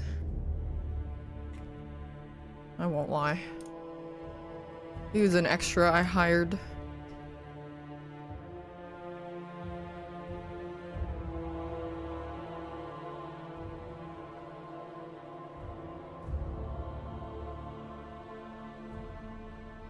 My favorite shiny Pokemon, shiny Espeon because it's a Glorp, and shiny Tyrantum.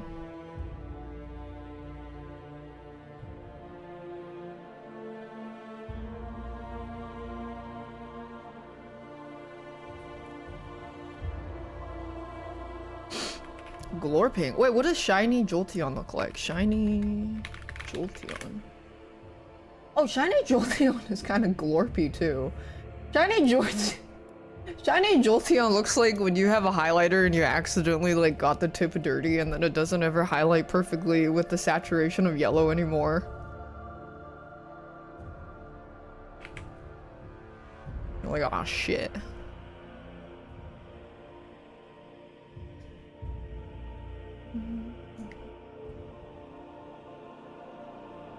Well, a lot of the earlier gen Pokemon shiny colorations were limited by technology. But they ended up just being very basic like hue slider. This is the only color we can show.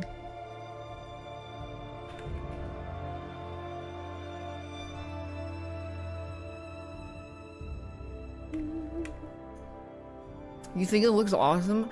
That's why Pokemon is so cool. You can be like, I mean, that was literally me drawing all the blind pussy taste test Pokemon going like, what the fuck is this? Who even likes this garbage? And then someone in chat would be like, that's my favorite Pokemon, yay!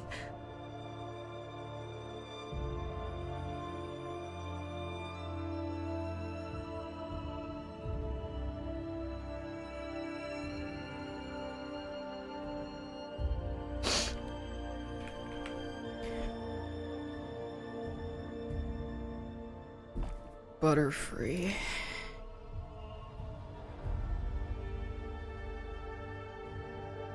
Reggie Gigas? Is that the one with the cunty purse?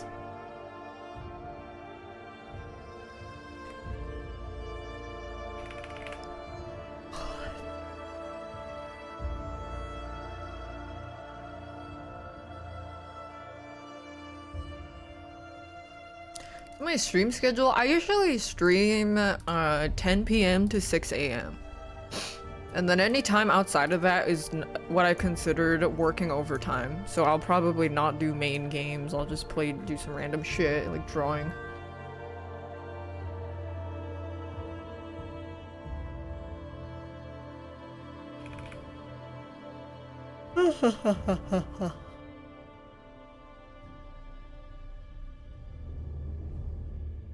Can't wait for my yarn to come in though. Yarn? I bet it was body parts she ordered. Entrails that she's gonna spin into yarn. And that she could make her human skin rugs.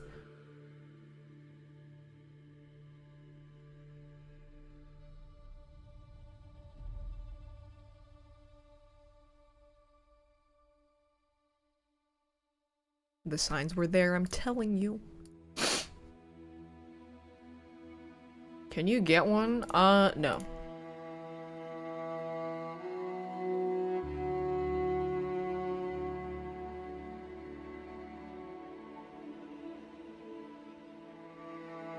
I'll eventually open commissions for them, but I just want to get better right now.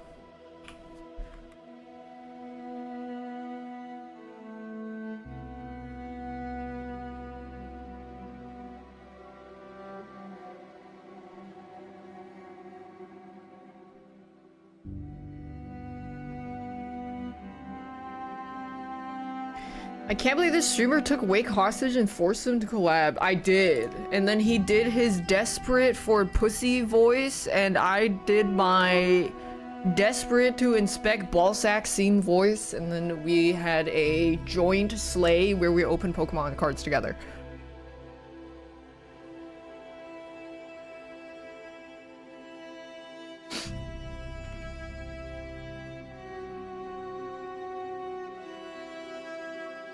And then I told him, I was like,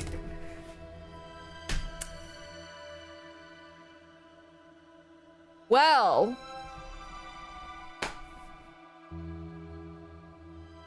time to leave. It's time to leave.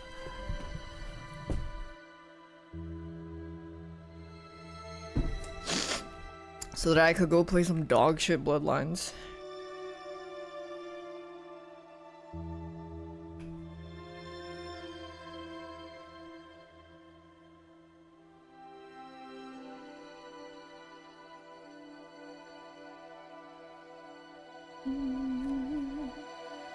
I only collabed to steal his card packs? I did, yeah.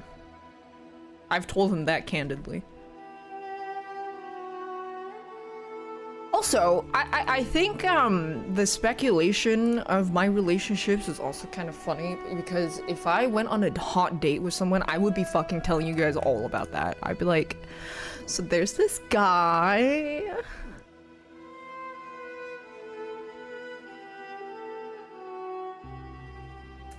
So on the first day, I asked him if he was a man whore, and he said that he wasn't, and I lost interest.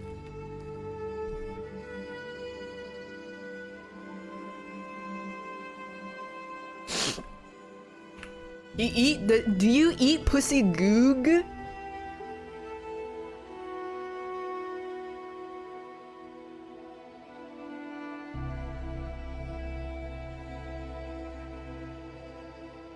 And he said, yeg. We had sushi on our first date. Onigiri pussy.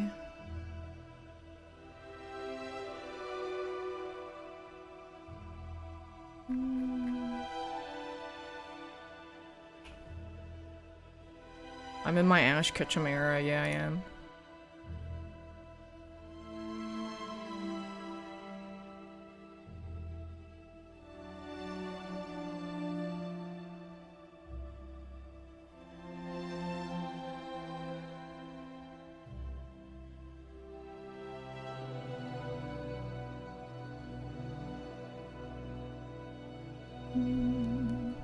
Someone made you make a rug on the first day, you'd be so excited. Okay, let me guess how many people I've taken to the rug place.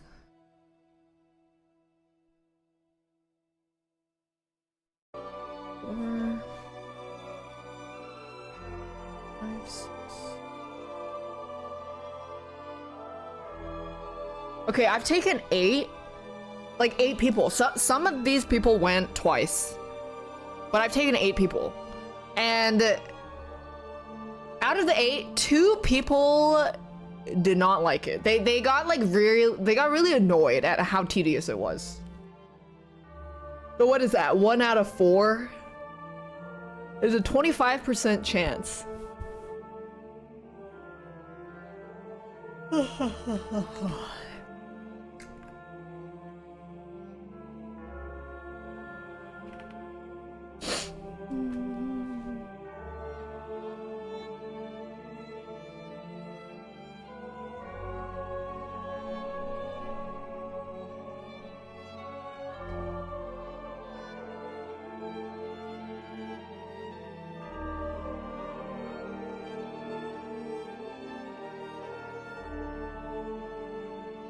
Were there rewards this month? I have no idea. I didn't look.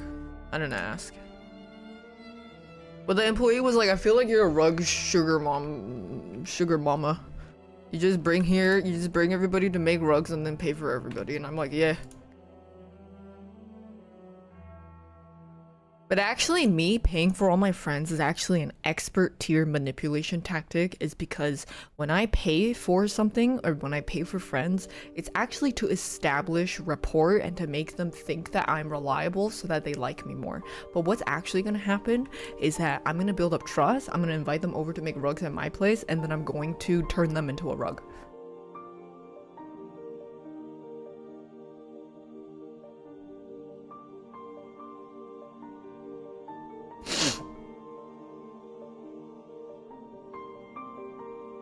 And that she actually yes, that's true. She views all her friendships as very transactional because she finds that by paying for her friends that she can have some semblance of a friendship, because none of her friends actually like her. Trust me, I know.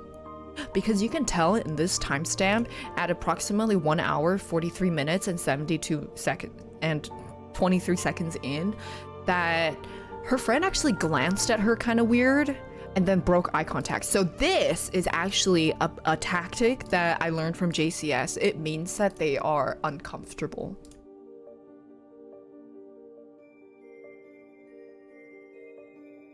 And then here in this font, you can tell that Hyun winked both eyes at her at the same time. And this usually means that you are trying to face away from someone else and not maintain eye contact. And when you don't want to maintain eye contact, it means you're feeling threatened, which means that she was threatening her behind the scenes.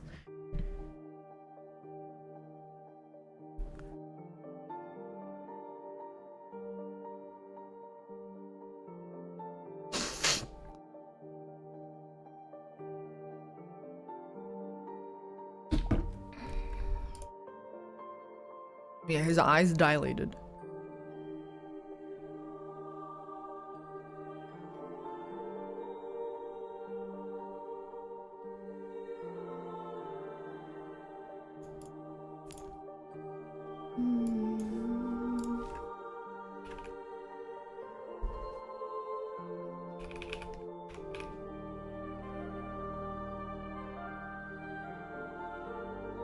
This reminds me of Oblivion music, this part.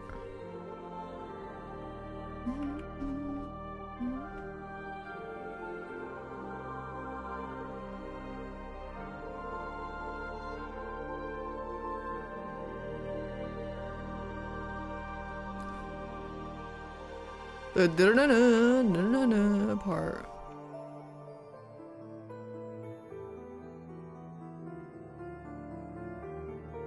My god, Mug Shouty. If I ever get arrested, I have to be on there. Please. Please put me on Mug Shouties.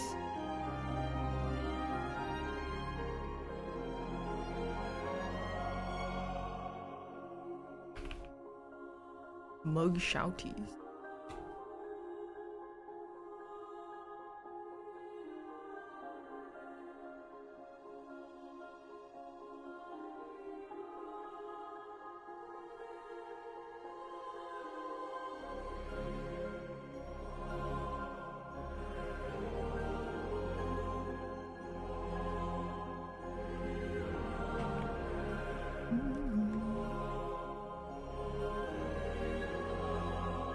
want more color. Thanks, Kai Swu. Please don't go to prison. I won't. I'll serve cunt, but I won't serve time.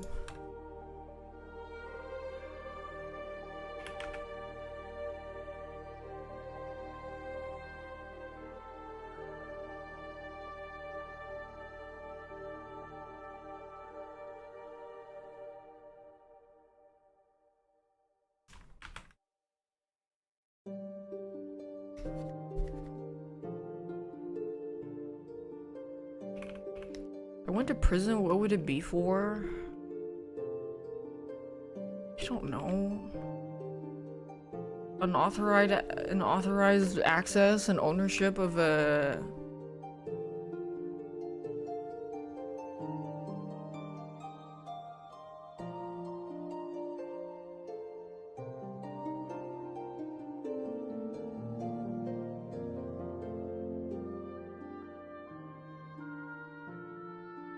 or rug pulling.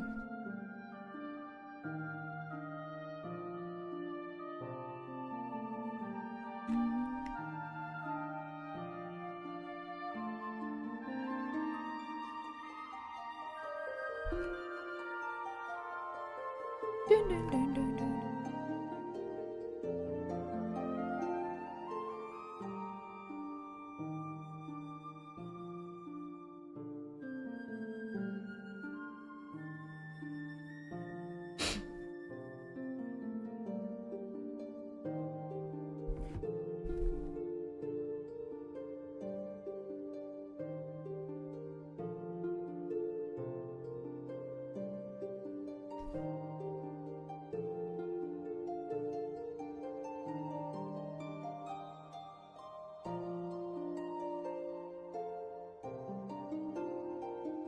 What if you rug push? I don't know. What does the law say about that?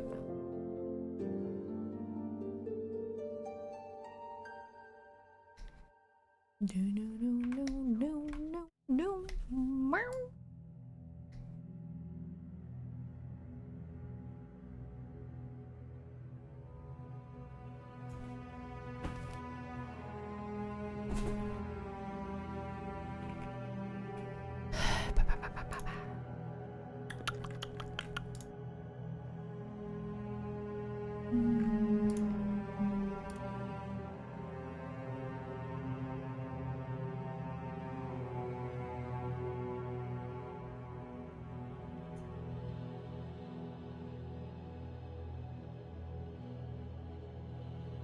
What about rug flipping? That's what Yeon does.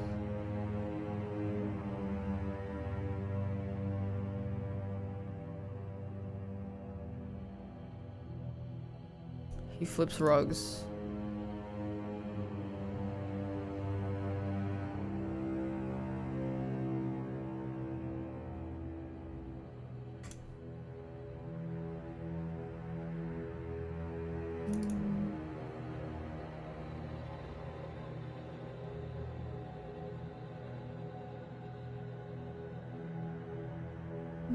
What about folding rugs? I don't know. I have to learn how to do that. I think, well, I saw a video of a guy of how he packages rugs. He rolls them and then saran wraps them, so I think I'll try that. I'm waiting, because I need to pack one and ship one over.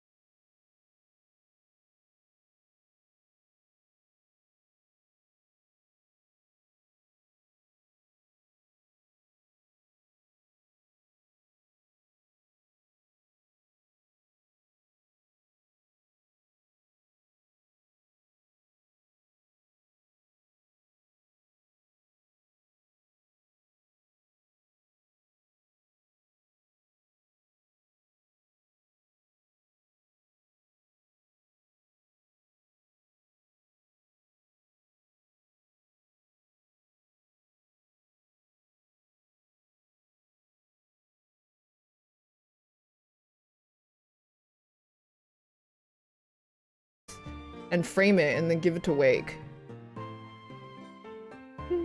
I made it a little carrot frame. But I didn't tell him I made it for him. Well, it's for the dog. It's for Murphy and Yishi.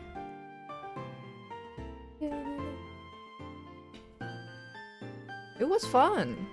I had fun doing it.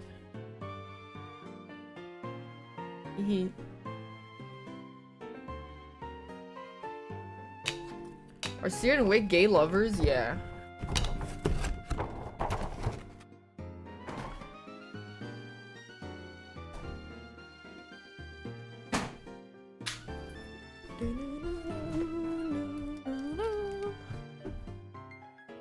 I like making things for my friends.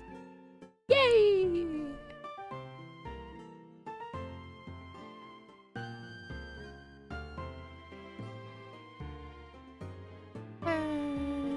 How complex do I do a rug? That's what I'm trying to find out. That's what I need a limit test. Because I got the stand that's huge. And then that means I can put more detail in. So I wanted to try to design a detailed Gengar rug.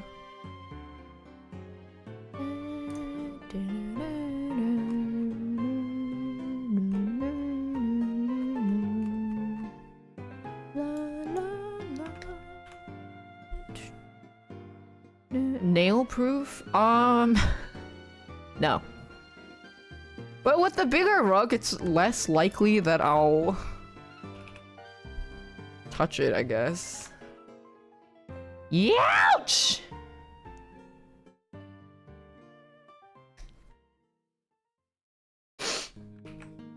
Yeah, I just have tiny cuts all over my hands from the sharp parts. But I ain't no pussa. She ain't no diva.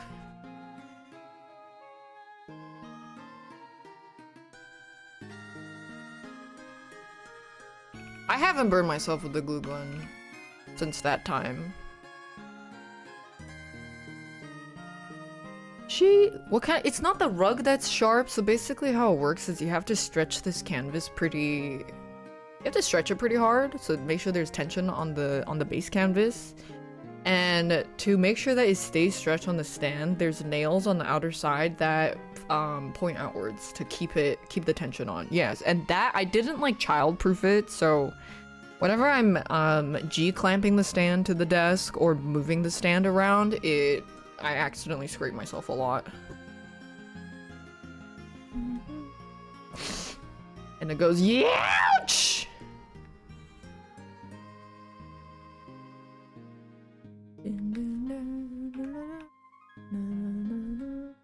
Oh yeah, it fucking hit my head one time.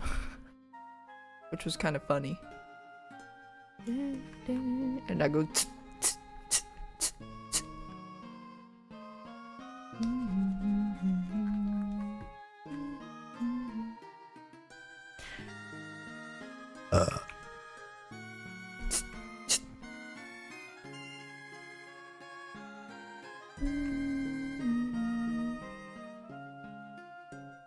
Do I miss Kai Day? A little bit, yeah.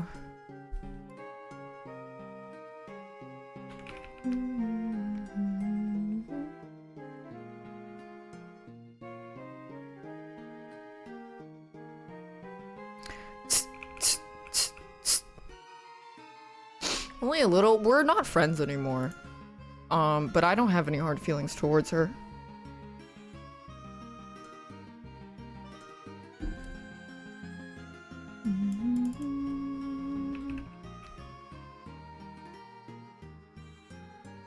We just mostly drifted apart, like nothing big happened.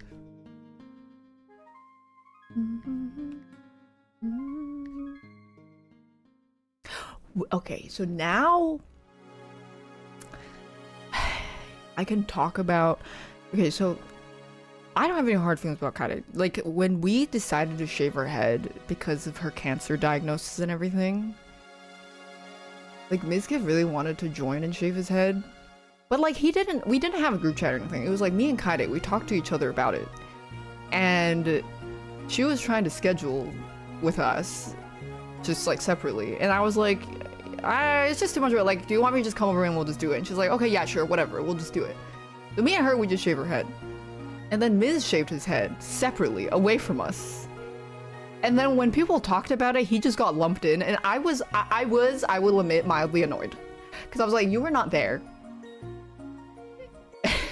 You were not there at all. I was a little bit annoyed.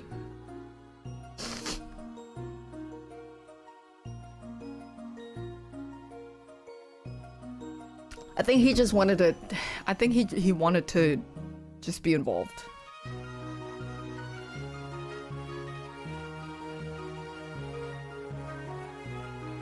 So I was a little bit petty. And when I saw that there were like articles written about us, it was like, Daph and Kaide shaved their heads with Mizkif. I was like,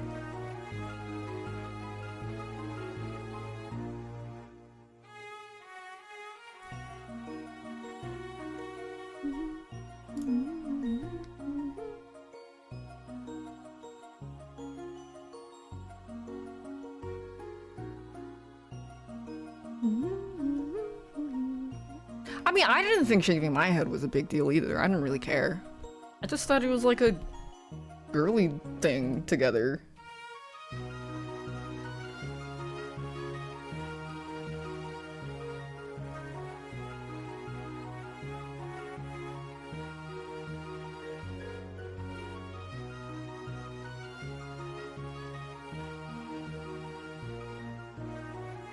I genuinely didn't really care about shaving my hair.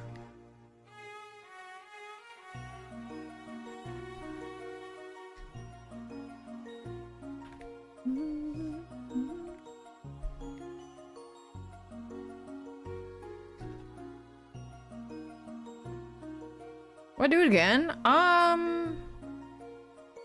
Okay, so there's this girl that I follow that has a buzz cut, and I think it looks really cool. And I do kind of like it, but I also like my current hairstyle. I kind of fuck with the buzz cut look. It's just so, it's like punk.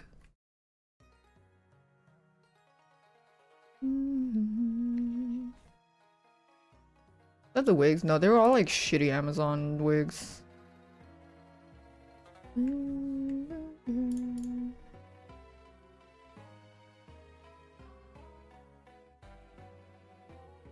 Would I do long hair? Nah, I have no interest in long hair.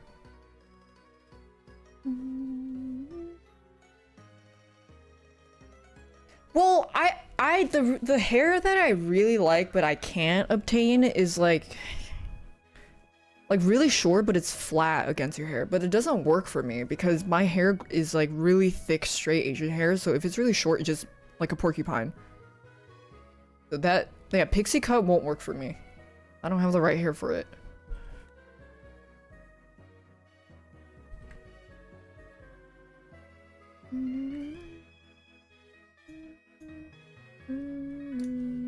Yeah, I just turned into a chia pet.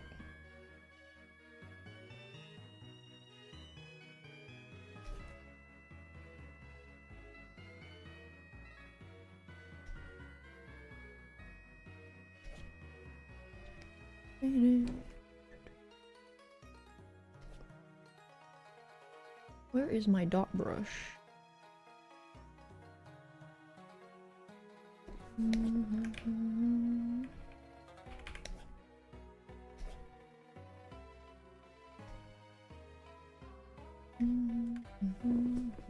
I'm not growing it long ever again. No, it's such a pain.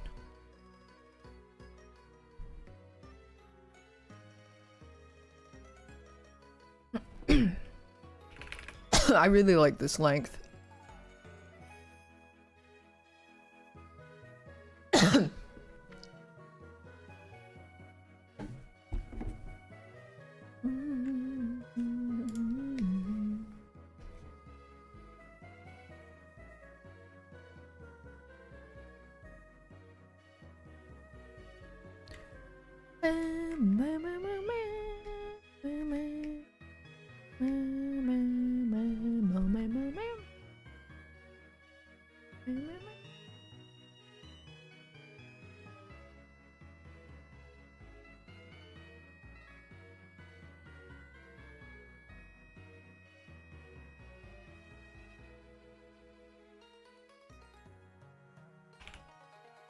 Dyeing it? I don't know.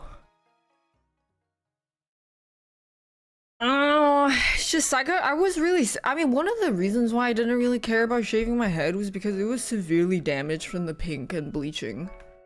I was like, let me just grow it all back.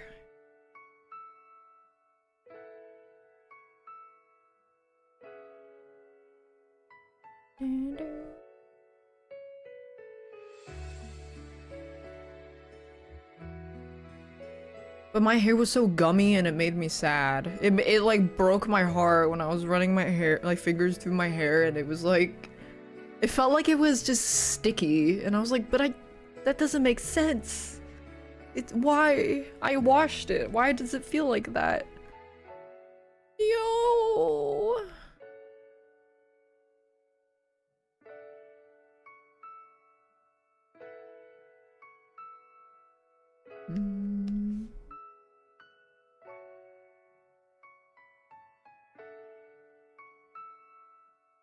I mean, I don't really know about the details of Asian hair, but usually the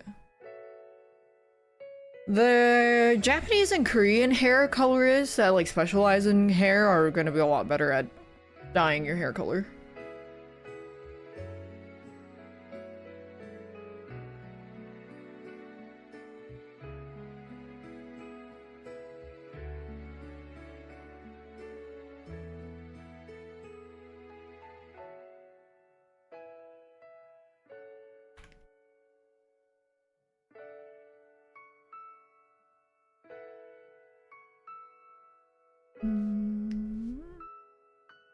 I think it would probably take 2 or 3 years to grow it back to how long it was. Probably 3 years.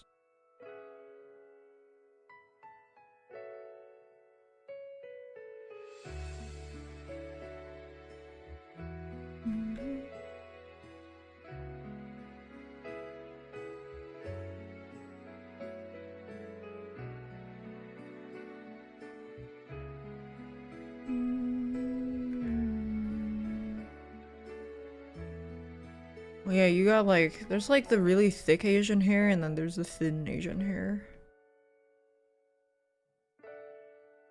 But it really depends. Some people's hair will like lift really easily. As in they don't need to take as many bleaches, but I have really thick hair.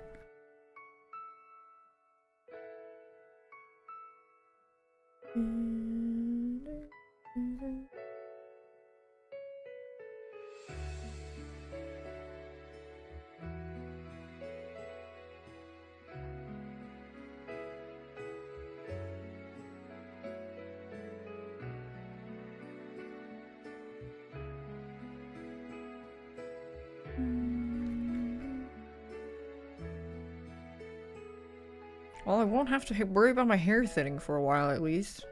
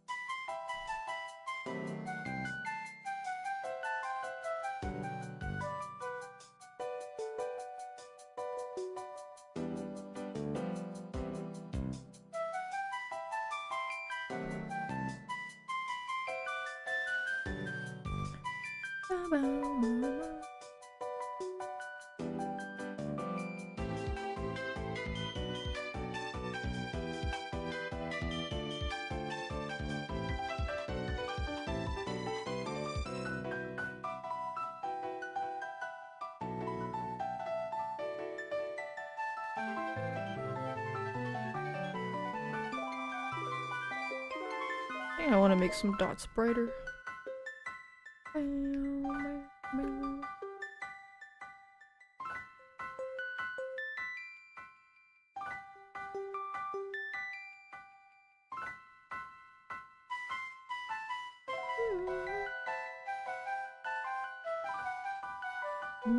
Send this to 5 friends because things have been grim lately.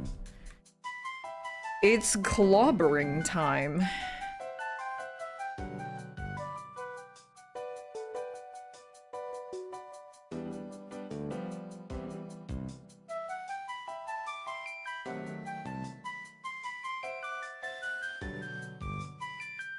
It's clobbering time.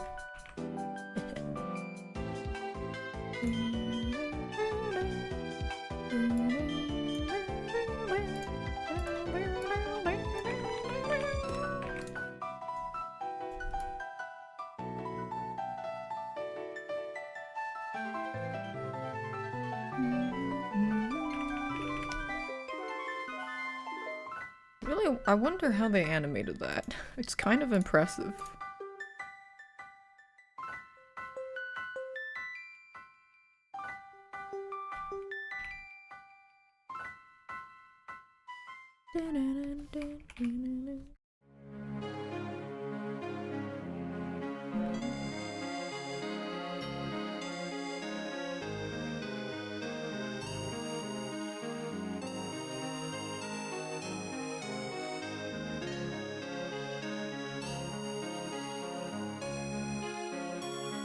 That'd be a cool poster hang. You think so? I was thinking of because there's this card shop that my friends took me to that gave us really good deals. I wanted to print them some of my old Pokemon drawings and give them as a framed poster and they can just put it up. But it's actually because I'm trying to manipulate.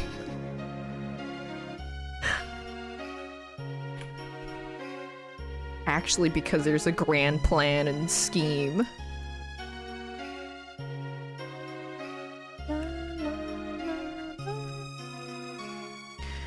What's the Instagram about? It's not from Instagram, it originates from a certain like radioactive barrel, but the gist of it was some people got really mad that I talked about how I killed my fish when I was 10.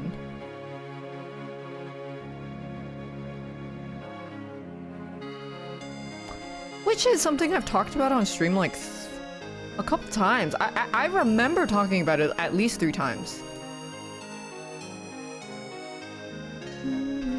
Didn't know you were watching Animal Abuser? Yeah, sorry.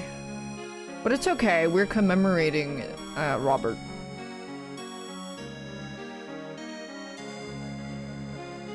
So it was 17 years ago. Almost 20 years ago, yeah.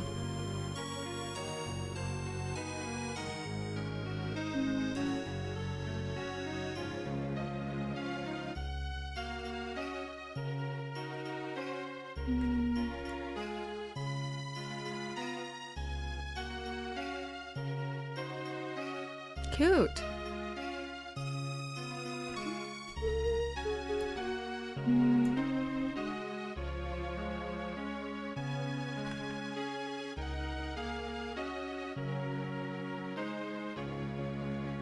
His name was fucking Robert? Well, I don't remember.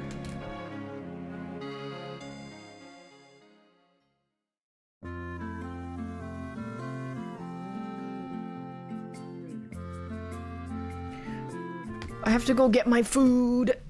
Be right back.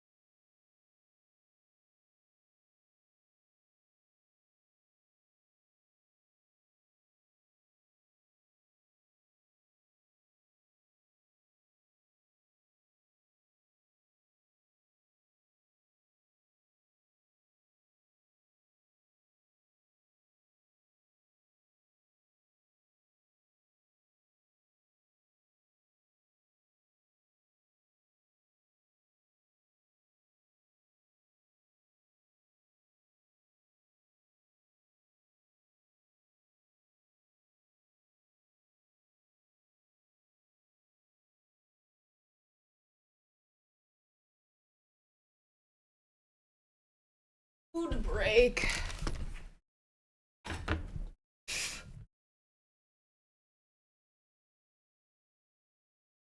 No, I didn't get sashimi. I did not get sashimi, no.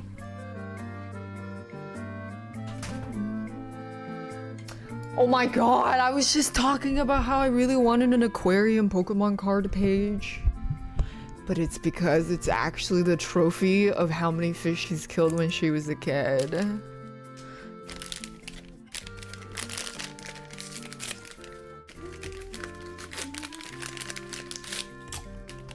I still haven't put my cards away. It's just, you know that picture I took with like all the cards laid out on the table? BRB.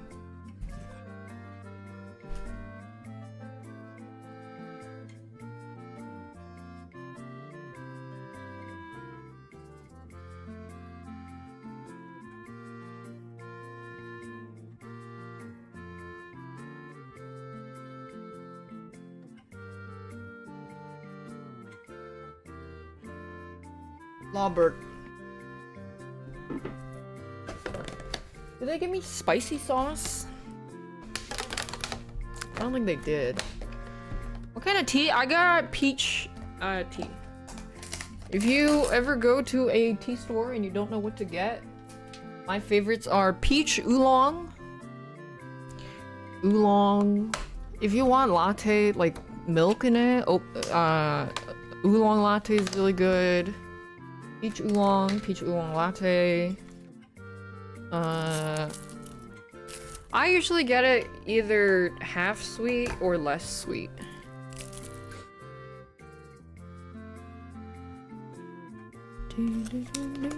I do have another controversial take that I would like to share.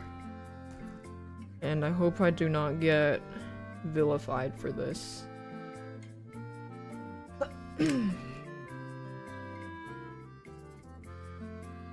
Why the fuck are people obsessed with the chocolate Din Tai Fung dumplings? That shit is an abomination as a Chinese person. It's freaky as fuck. But it's like, it's not bad, it's okay.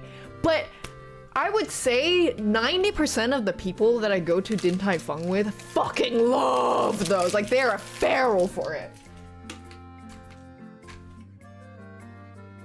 I fuck with the red bean bun. The red bean bun is really good. Wait, has Wake had Din Tai Fung? Is it time for another cultural exchange? Time for a cultural exchange. I mean, it's my Asian friends really like it too. The chocolate dumpling. Probably doesn't eat most of the menu. I'm not gonna lie, I don't eat most of the menu either. The spicy wontons are a lot better. I mean, the soup dumplings are good too, but my favorite is the chicken spicy wonton. It's so good. My favorite.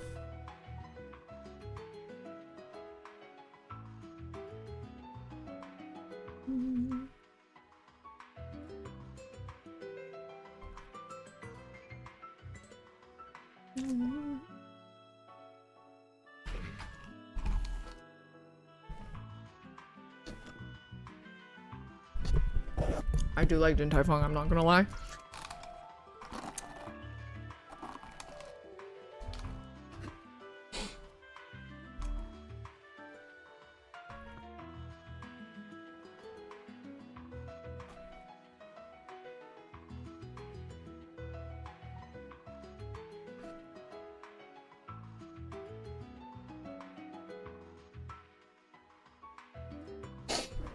Gold duck is fucking disgusting.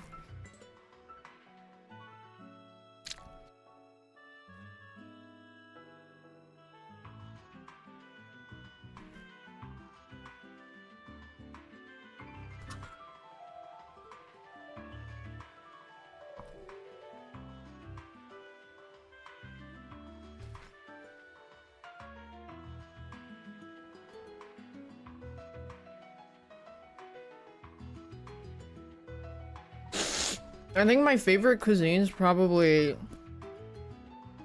Hong Kong cuisine and Hong Kong cafe. Hong Kong milk tea is so good. By far my favorite. Oh, Shanghai is also really good cuisine.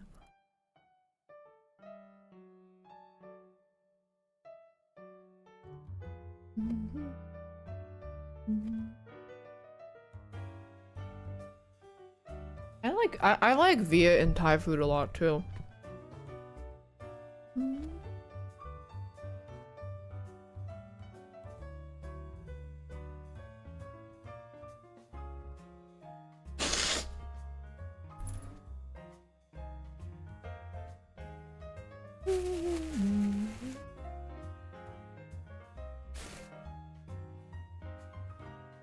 Food enjoyer. Yeah. I'm a food enjoyer.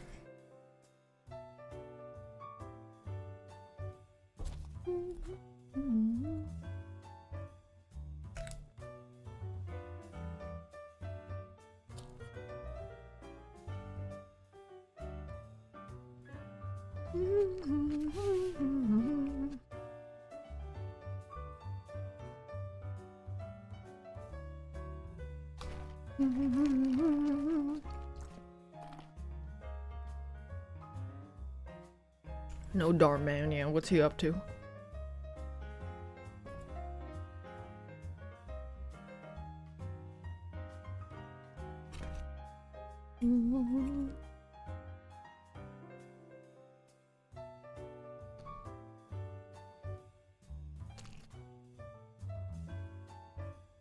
I too think about Darman constantly.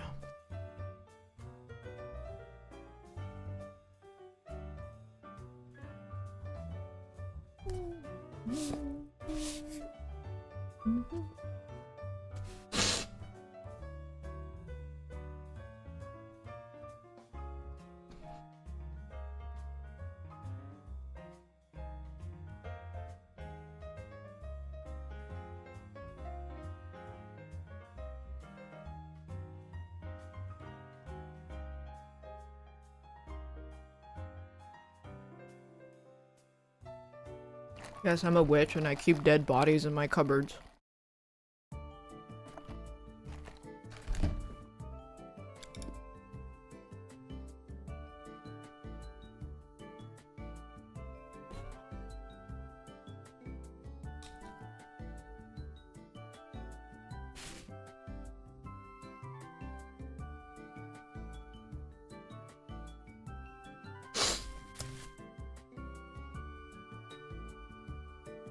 That's what I'm eating right now? My dead bodies? Cannibalism?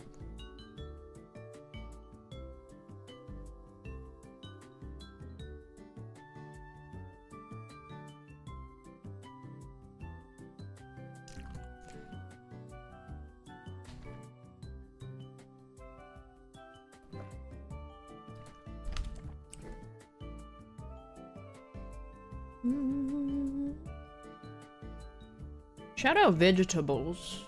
Big fan of vegetable.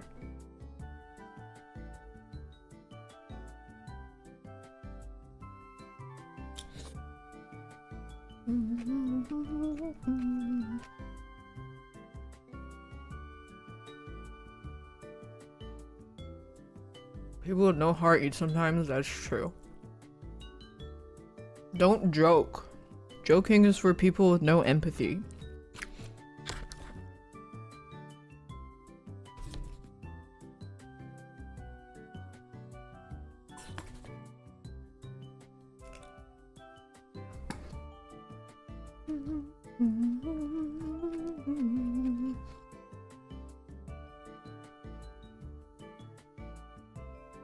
I put super in a blender.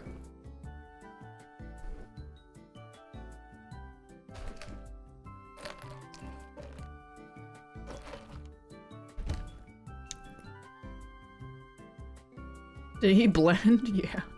Hashtag flambe super TF.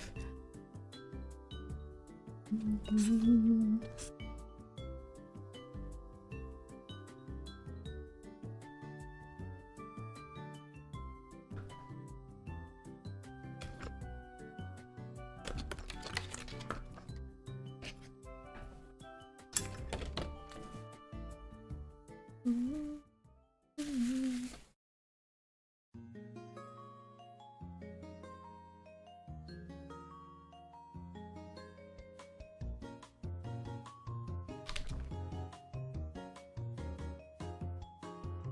I still listen to Freaks by Broken Side? I'm gonna need you to fucking back that statement up. Because you're implying that I listened to it regularly like it was something that I genuinely was listening to enjoy the song. Not that I played it to torture people in chat. Hold on a second.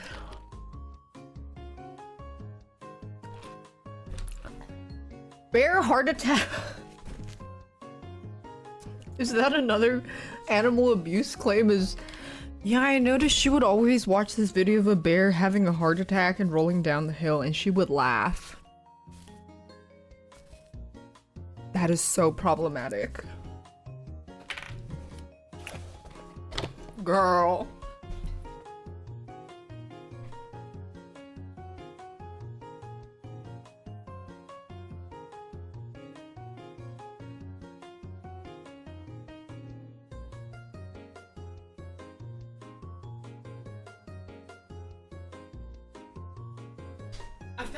I found the smell of trash to be really comforting for a second. That was weird.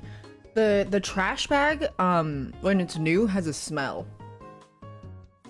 Not like when shit has been made. Rack attack chills. No, you know, like when you put a new trash bag in, it has like this plasticky scent.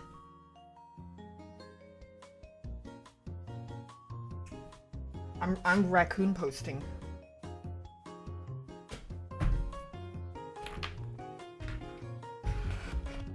There has been a surge of bear attacks in Japan? The fuck? She finds comfort in the garbage smell because it reminds her of her happier days when she was constantly disposing of bodies.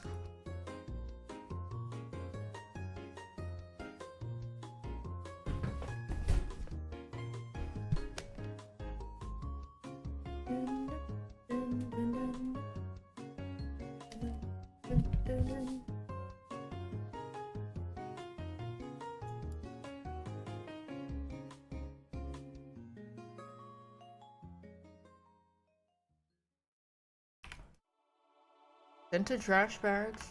Oh, I haven't tried a scented trash bag. I mean, I feel like a scented trash bag is the same as like when your pussy smells really bad and you just try to like do some lavender body spray to cover it or something, and then you like overcompensate, but then it's because your pH balance, or like you're washing your pussy with soap, or you have like some kind of discharge and infection or whatever, yeast infection, you gotta go get that checked out, but like you just try to layer more scents on top of it instead of just getting it medically checked out.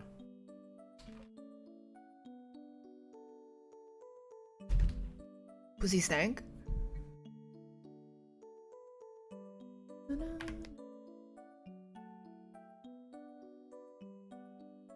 Relatable, your pussy smells sometimes. I mean, it's normal for the pussy to smell.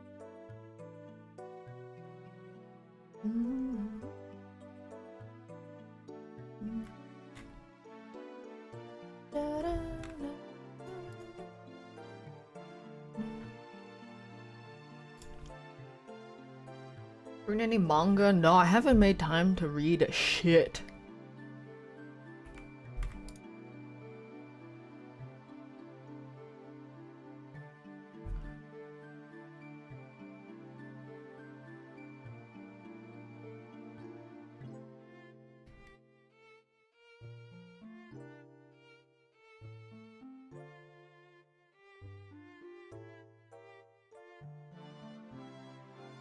I'm bored, girl. Let's do a blind pussy taste test to check her pH balance.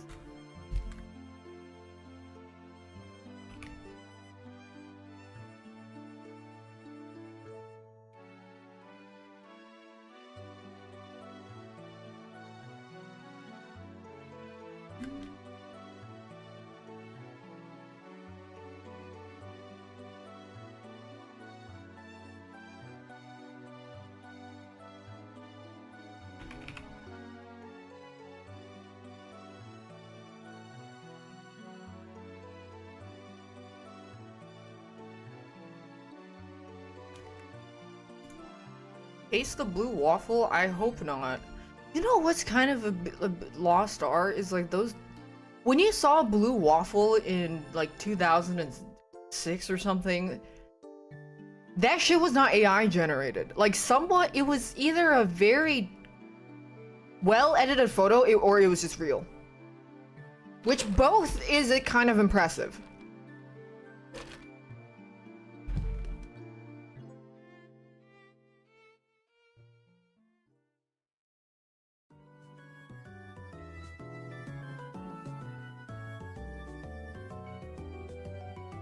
The lost art of blue waffle posting.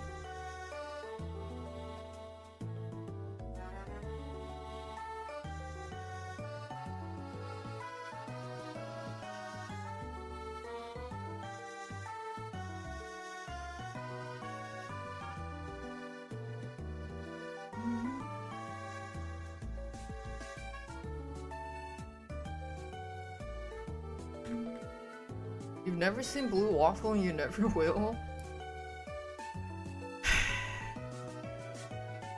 Lost art.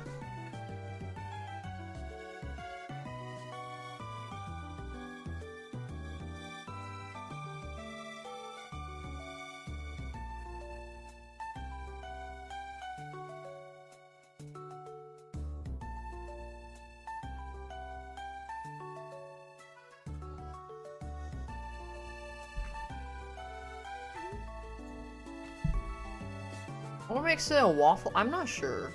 I'm not sure where the term originated.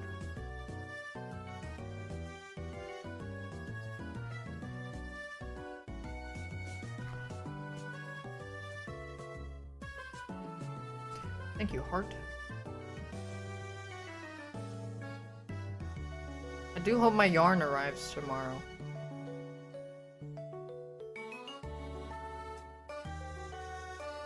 I haven't really thought about the overall basis of the Gengar rug yet, but I'll give it a ponder. Give it a ponder or two. I'm not knitting, I make rugs. Rug tufting.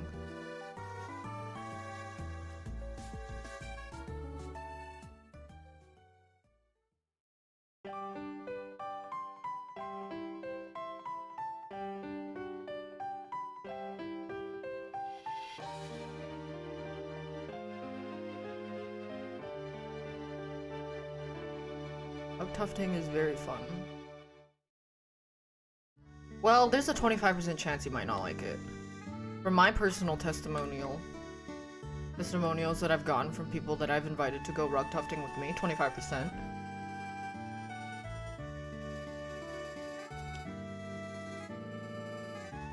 Do I like handling guns? No.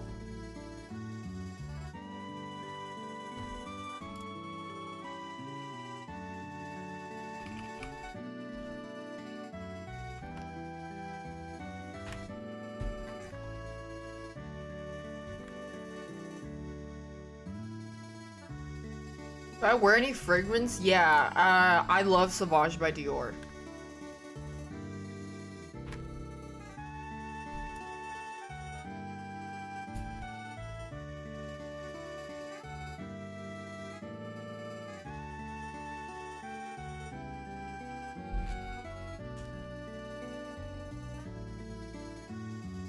You should get Sauvage by Dior.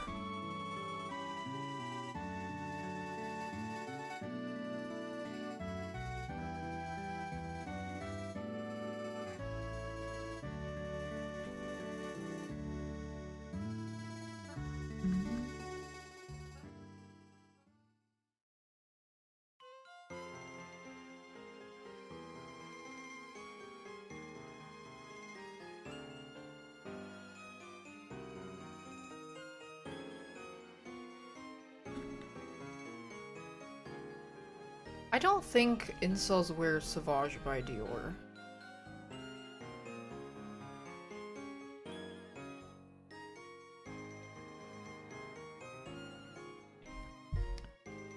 At most, they probably have an Axe deodorant, that's it.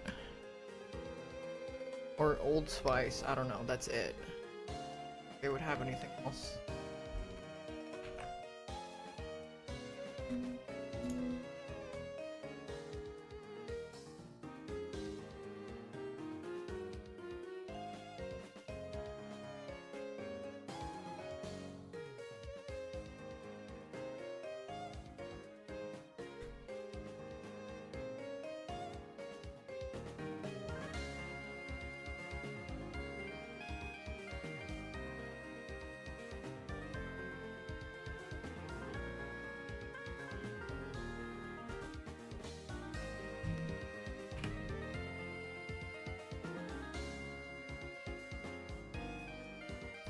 Well, maybe we should convince them it's actually their genetic pheromones is the reason why they cannot attract mates.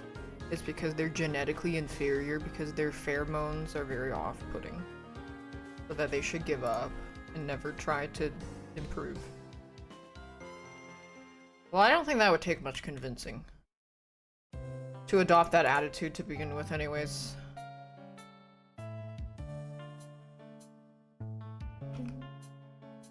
Yeah. I already believe that.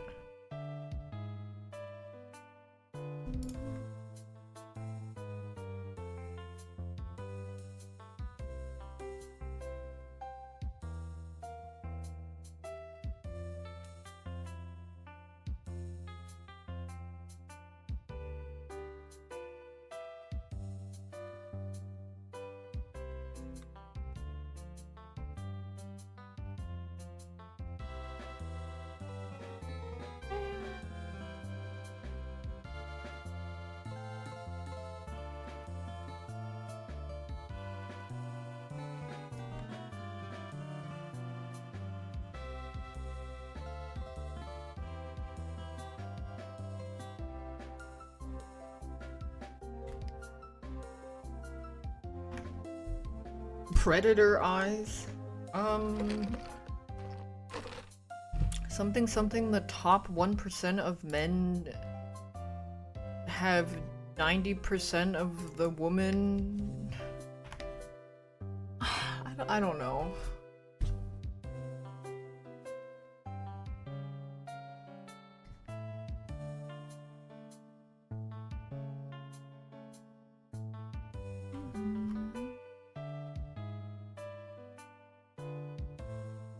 Top 1% of the men have 90% of the eyes. Yeah. I forgot his teeth. Oh, cuting.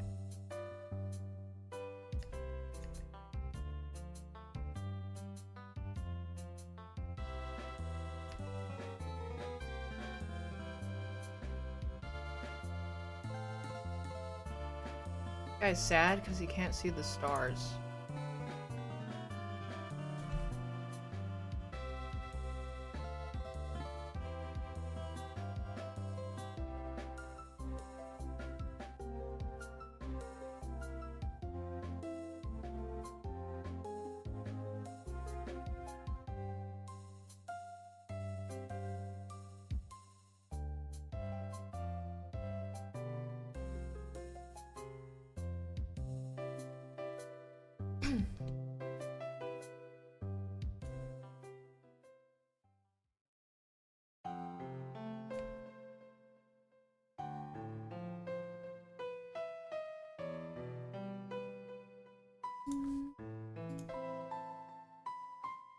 Didn't sell Pokemon?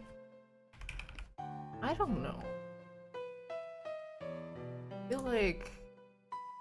I mean, there's Pokemon that center around loneliness.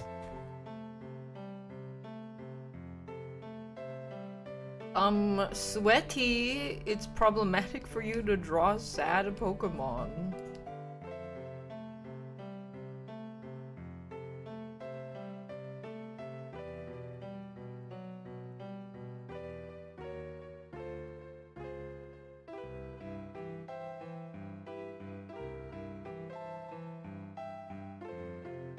Sweaty.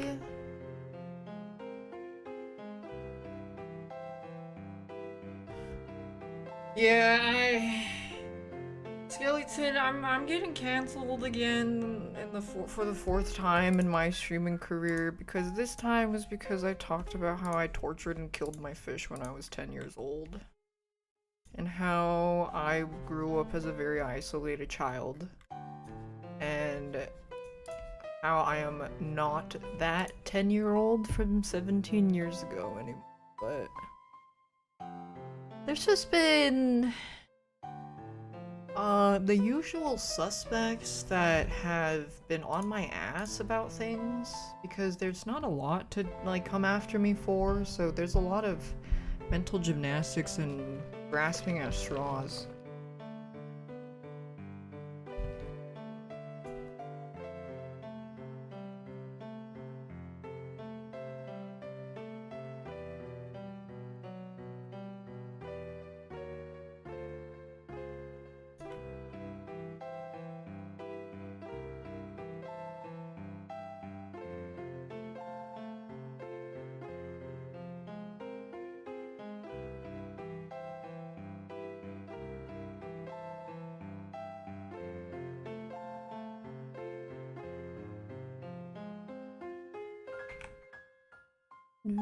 Is this like a Twitter thing? Not really. I don't know what's going on Twitter.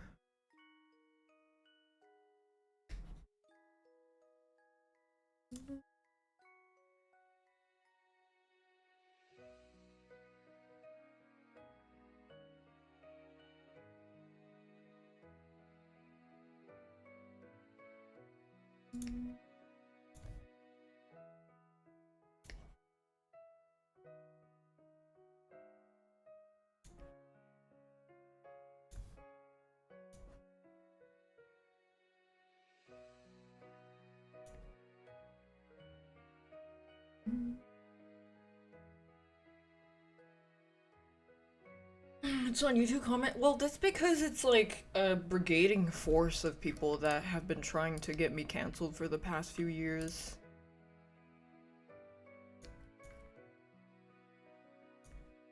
But they've been trying really hard.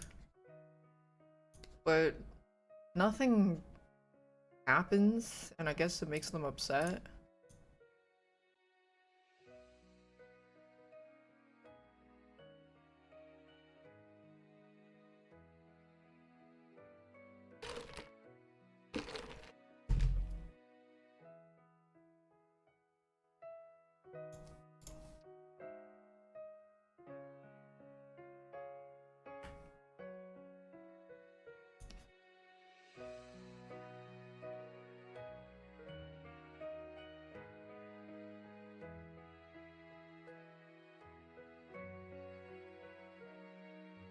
I pretty much don't engage or like I don't even browse any of those things. Like I don't read YouTube comments. I don't check what's going on YouTube. I don't check what's going on Twitter. I don't check what's going on Reddit. I just post on Instagram and make rugs and draw and play games on stream.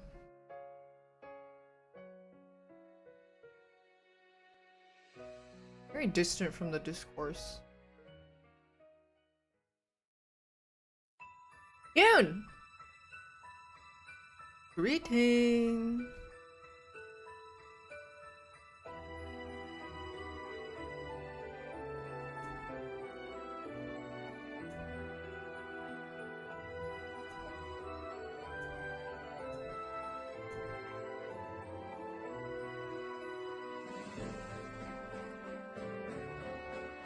Topic of conversation should be lack of parental supervision. It doesn't matter. These people want something to be upset at me for, because there has been a group of people that have been like very upset with the fact that nothing happens to me, because they think that I deserve to lose my platform and get canceled and like all that. They just want a reason to be upset at me.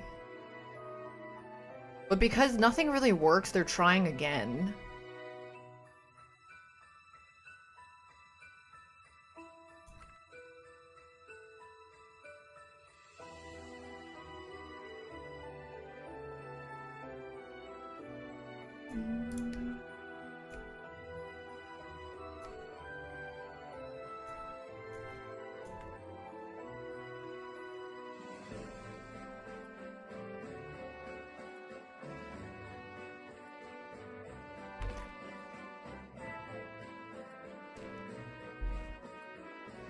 Notice how they barely come here too? Well, there were some people that tried, and the moment I asked them something, they left. They couldn't answer. Someone was like, "You're an animal abuser. You're fucking a disgusting person before you did that fish." And I said, "Did you know I was 10 years old? And did you, like, know what I talked about right after that conversation?" They didn't answer, they just left. And then another guy said, wait, great examples of these people, by the way. Another guy came in and said, "Yeah, keep cracking jokes about it. People with no empathy tend to make jokes." And then someone dug up that person's chat logs in another streamer, and that person's chat log in another streamer's chat said, "Keep up the slavery until the debt is paid. Hard labor." So that means that that person, like, per their logic, is not joking and that they support slavery. So that kind of gives you an insight on these kinds of people, basically. Like I said, it's not actually about the fish. It's about being, like, really upset at me and my existence. And wanting to knock me down a peg because nothing happens to me.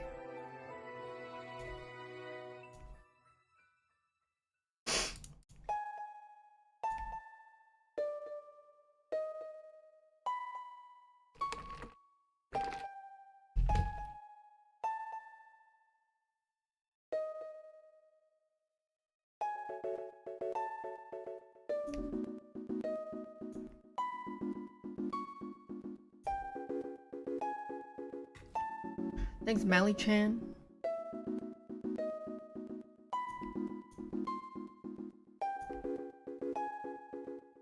When people don't always see things they want, yeah, they like do mental gymnastics and kind of make shit up.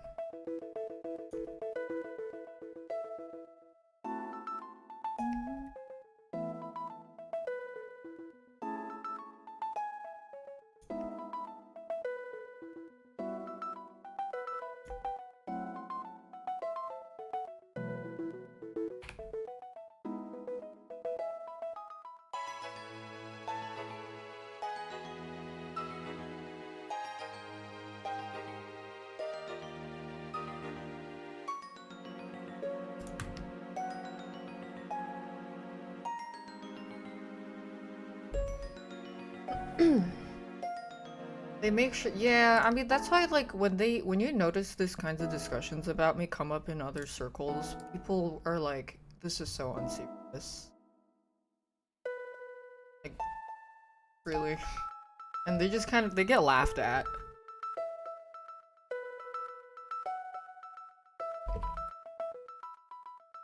And I think that probably really frustrates them.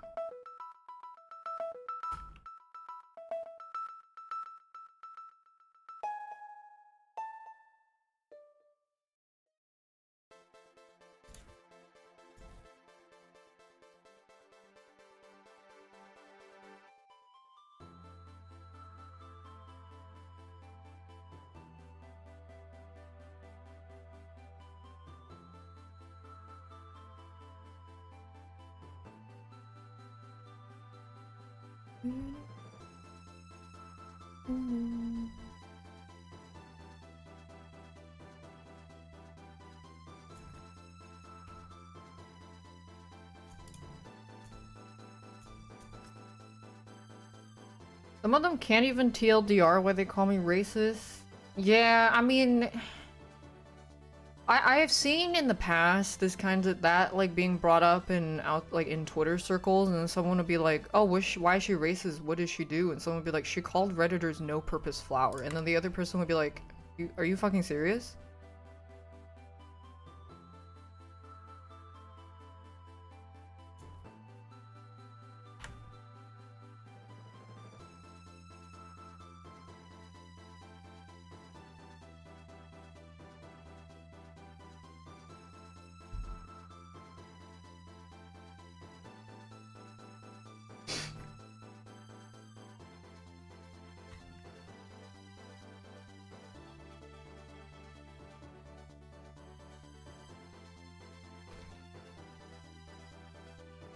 What'd you miss? I'm getting canceled for talking about how I killed my fish when I was 10.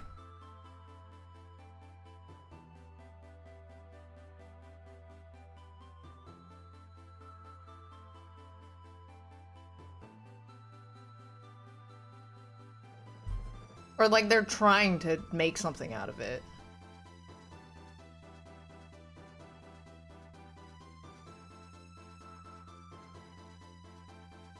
They're trying to.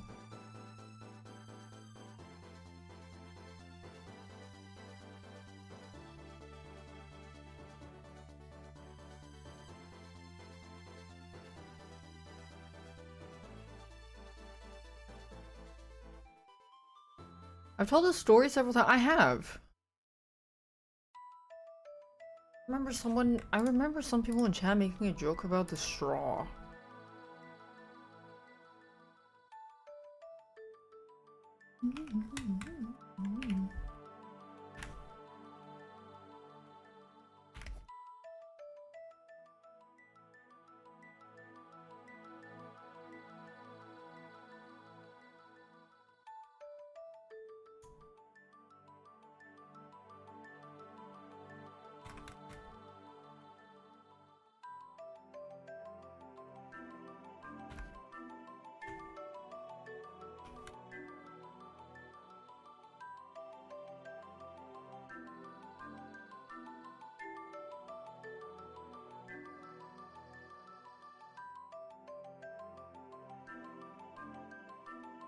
Does the current Twitch meta attacking people perceive animal cruelty? In some way, yes. But I think it's also, the past, like, week, there has been a massive implosion of Twitch streamers getting, like, dragged left and right for everything. So riding on that kind of, like, blowing up and the conversation around that streamers are actually horrible people is what is propelling this some more. Because people have their pitchforks out. They want to be angry. And some people saw this as an opportunity to kind of bootstrap their disdain for someone that they don't like.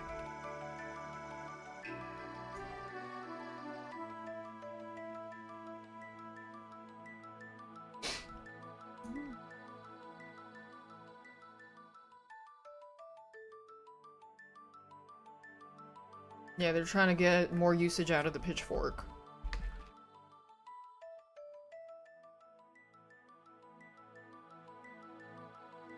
Is it a concentrated effort? Yes. There is like a demo, like for me specifically, there has been a group of people that have been routinely trying to get me in severe trouble to like unplatform me and get me canceled, and basically trying to make sure that nobody talks to me, nobody is my friend, and that nobody wants to work with me because they just don't like me and find me annoying. And so they will like package things that has happened in the past with me, controversies with the C-word gate, and the fish thing, to try to sell a more agreeable stance. So it's not that I talked about killing my fish when I was 10, it's that I'm an animal abuser. It's not that this was something that happened 17 years ago and I talked about the psychological development of how you can change as a person. It's that I'm an animal abuser. It's not that this even happened 17 years ago and that there is no behavior even suggesting that. It's that I'm an animal abuser. None of that matters. It's just to pitchfork to pitchfork.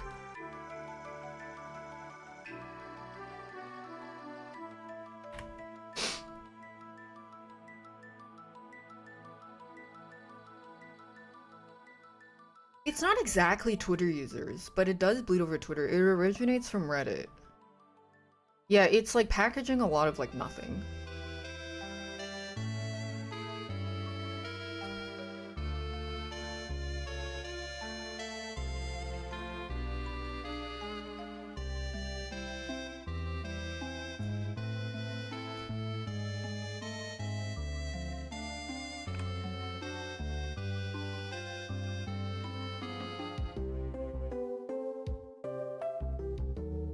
No, this is like my 4th time trying to be canceled. It's like trying to cancel me.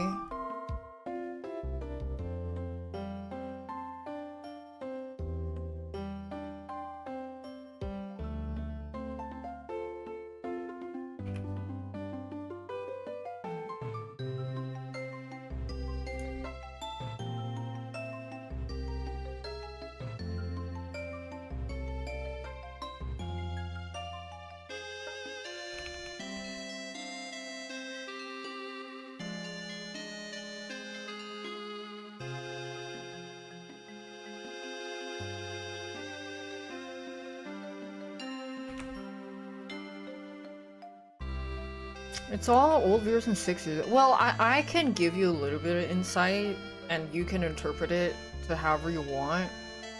But I have expressed many times that you can make this however you can make this relation however you want. I'm a very straightforward and blunt person. I have expressed many times that I think Asian men are very attractive.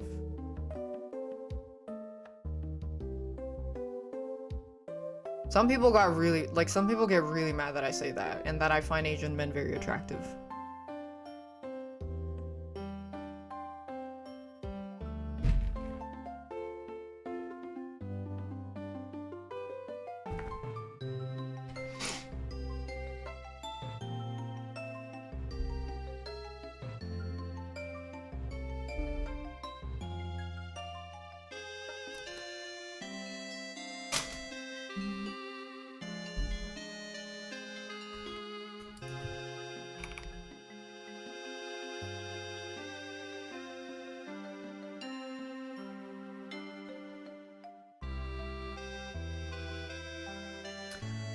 That is considered racist now? Not quite.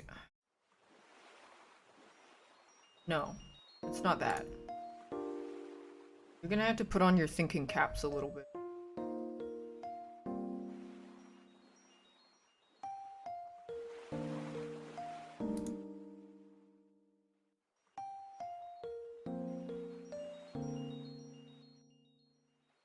Forgot yours at school? That was the dunce hat.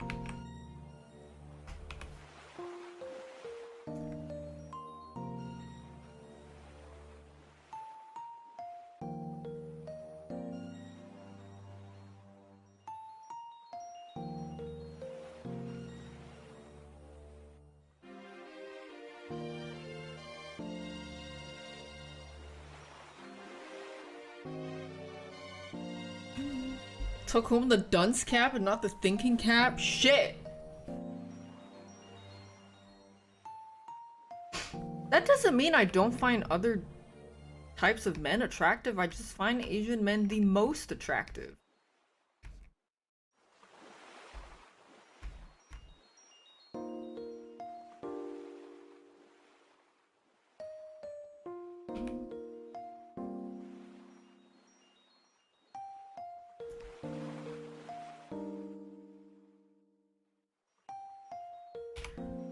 That sounds like nuance.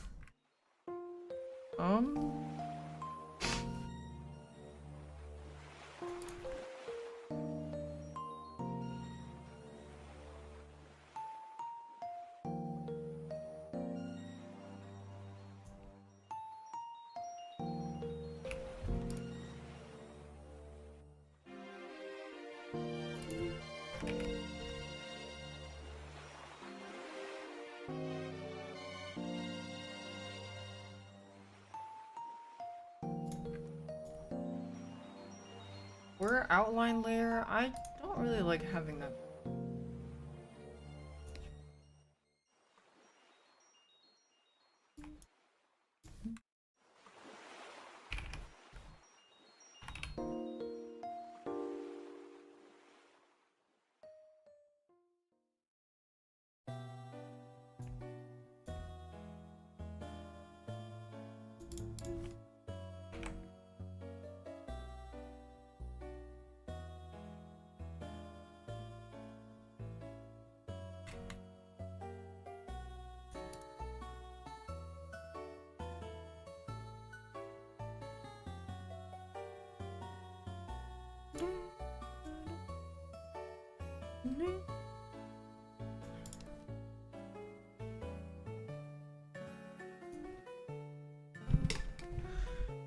Orders rent a boyfriend program.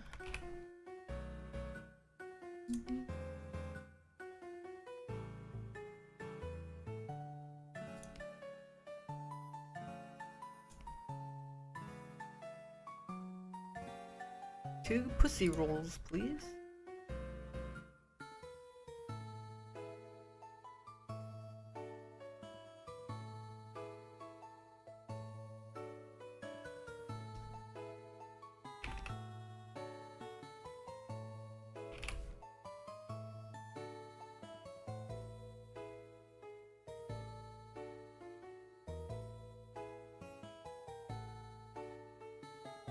No, I'm just drawing this for fun. I wanted to finish it because it's been sitting on the shelf for a while.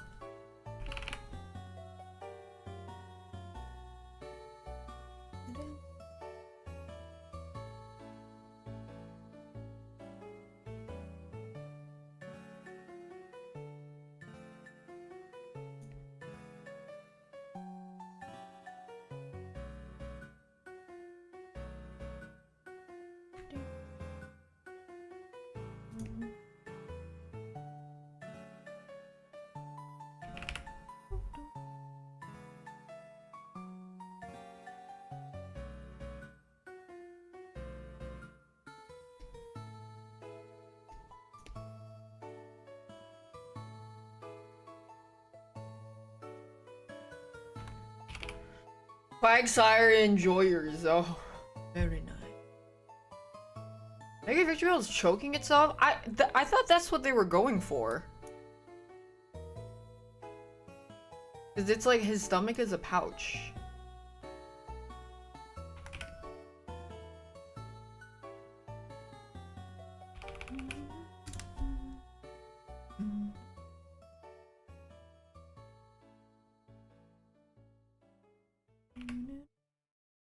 Gonna spew.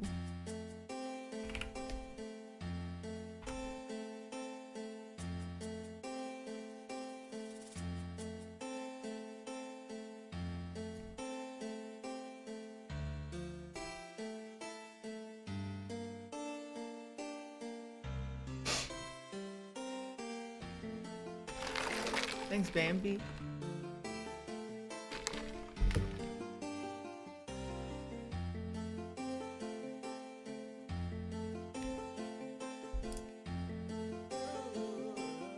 Oh my god, this is that one song that with the guy singing.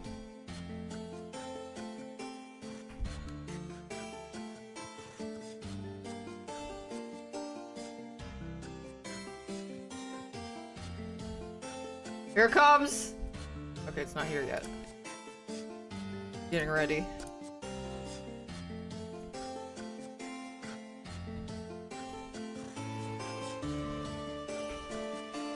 He still has... Not yet still?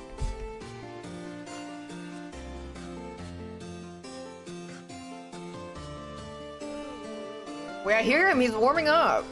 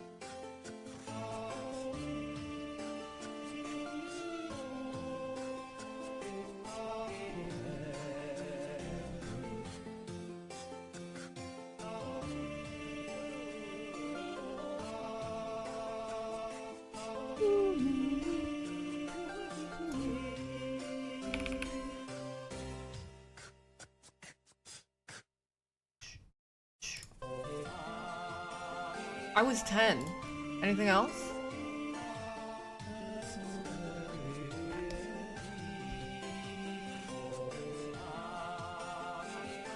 That makes it okay? I didn't say that.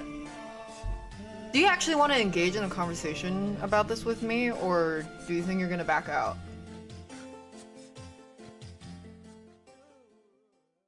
Are you ready? Yes, please, you get banned. Oh, you're already getting defensive? No, I won't ban you. I'll ask you. Did you watch what I said after talking about that story? No? Are you going to? Or are you just going to take what you were given at surface value and then you're just gonna take the headlines and go with it? So you're a very emotionally reactive person. Because you didn't listen to the conversation after I told that story. So you're willing to just accept what I heard you say. I'll take the facts, but why do you think I was talking about that?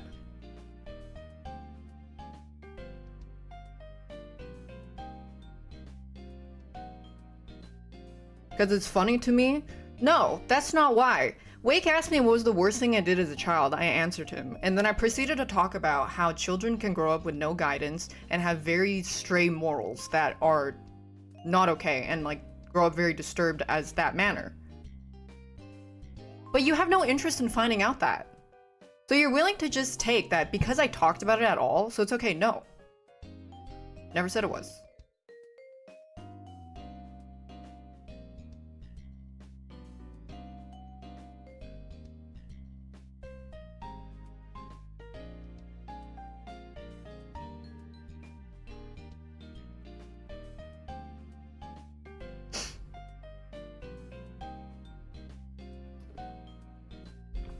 So you're presented, but I did it. So you're upset that I did it at all, and not the fact that I reflected on it and knew it was bad and talked about it from a point of how a mentally disturbed child can grow up to be okay. And look back at it and know it's wrong. You don't care about any of that. It's the fact that I did it at all. And talked about it. That's your issue for it. You did it for a month. No. I did it once and I let it live and then I killed it. But now, like, do you see, like, what you're moving this conversation into? You're trying to say, like, I didn't like that you talked about it, and I didn't like that you did it at all. But I give you the context. You don't care about the context. You're just hyper-fixated on the fact that I did it at all, as a 10-year-old. So do you think that me talking about something that I did as a 10-year-old in a reflective and regretful manner matters now?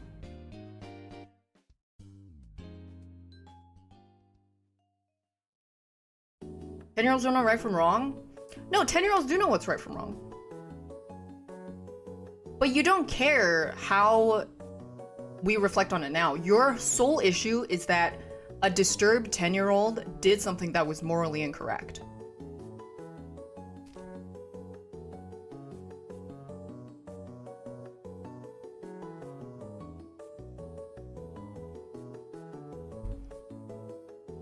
You're 10 years older? No, I'm 17 years older. Is that, do you believe that I still do that now?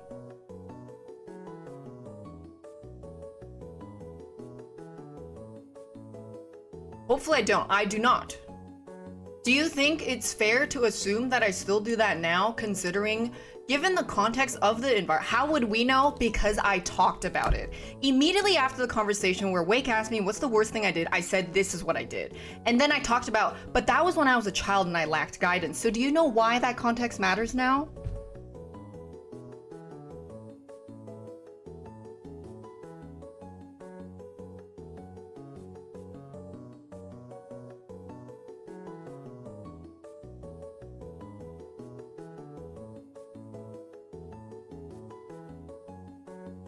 Do you know why I'm starting to...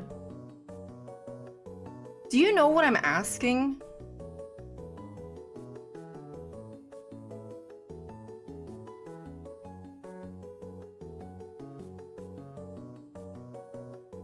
You asked me a question. Yes, I answered it. You said, how would we know that I don't torture fish 17 years later? It's because... Yes, I did. I did answer a question. You said, how would we know that I don't torture fish and animals anymore? Because in the context of that conversation, after talking about it, I said, that's what I did as a kid. Someone who grew up very morally disturbed and had no guidance. And now I look back at it and I would never do something like that because I was incredibly disturbed. So I did answer your question. That's how you would know. It's because you can find that information in the conversation that followed directly after talking about the fish story. So are you ignoring the fact that there was a conversation that followed up where I expressed regret and change?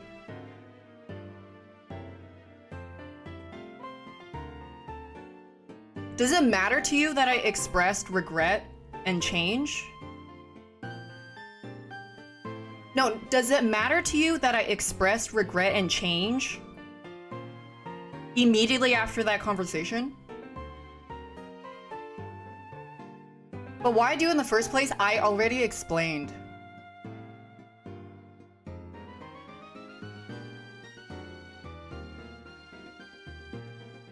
Does it matter to you that I expressed regret and change?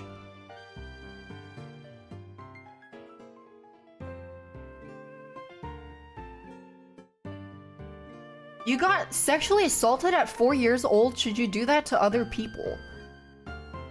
I answered your question. I think you should try to answer mine. Does it matter to you that I expressed regret and change?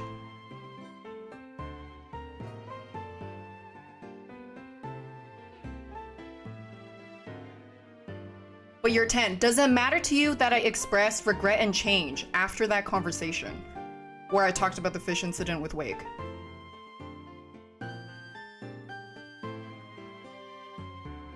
Okay, good job. Okay, so you think it's good that I express regret and change?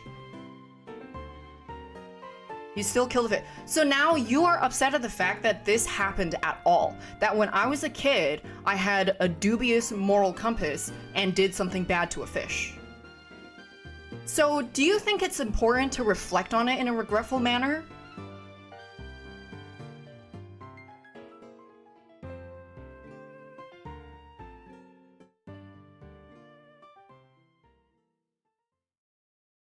Do you think it's important that I reflected on it in a regretful manner and talked about my development and change as a person?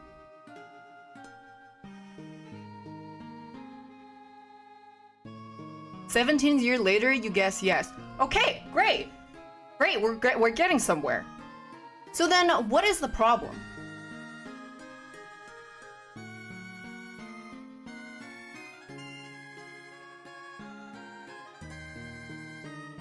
I killed a fish for fun as a 10-year-old, and that I expressed regret and change and have developed and changed into somebody else. So you want to demonize me for something that I talked about that I did when I was 10, and that I never should have killed a fish when I was 10 years old.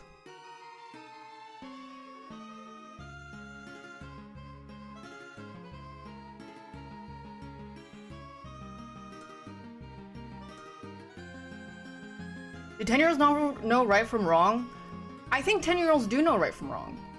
But like I said, you're attributing something that I did when I was 10, where I had a lack of support, a lack of role models, and a very disturbed upbringing, and that's why I did what I did. And now that 17 years later, I can look back and be like, I regret that, and I changed. So why still engage in that I should be demonized for talking about something that I did?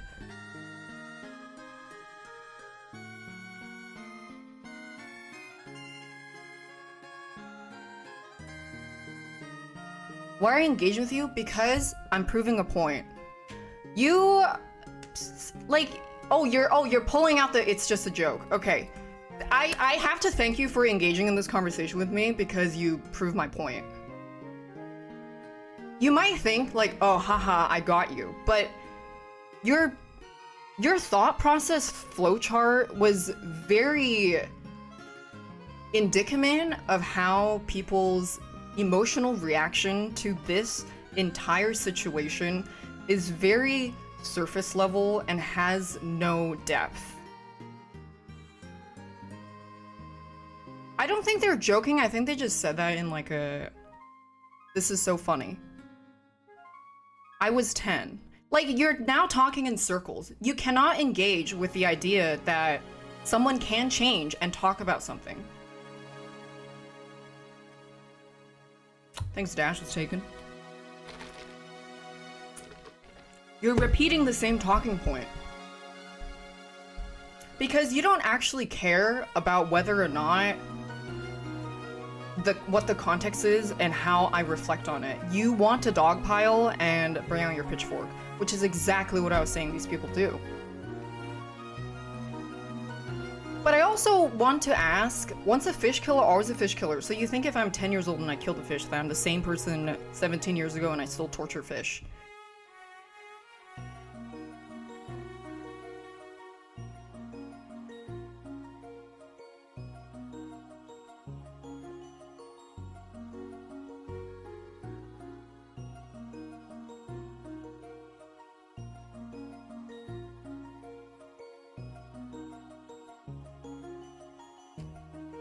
Do I have any fish? I don't. I don't have any pets, but I do have a pet back home who I love very much. So yeah, like I said, you know, you grill these people on the spot, they start glitching. They talk in circles, they say the same thing, and I already predicted from before I even started streaming that if you do actually earnestly engage in conversation with these people, it concludes in two conversations. Is one, they are adamant of the fact that you never should have done this, and that is their point. Like, there's no budging from that. Is that you never should have done this, and the fact that you did it at all is fucked up and you should die. And two is, I don't like how you talked about it. How you talked about it is what I have an issue with. Even though that it's 17 years later and you have expressed regret, I don't like how you talked about it. So therefore I still think you're problematic. You see what I mean? This guy ticks both boxes. How you talked about it, and the fact you talked about it at all, and the fact you did it at all. It's like, they don't approve of the way you talked about it because they realize that they have to backpedal on the fact that I actually did give context on it. I'm not sure why you said that I have an STD.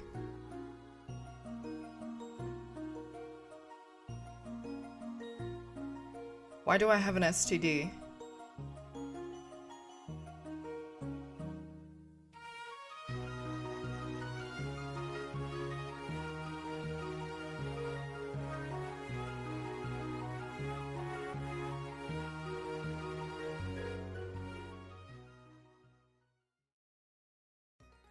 I don't know. I'm also not sure why you brought up that you were sexually assaulted 4 years ago. Should you go and sexually assault other people now? I have no idea what that is related to me talking about regretting killing a fish 17 years ago.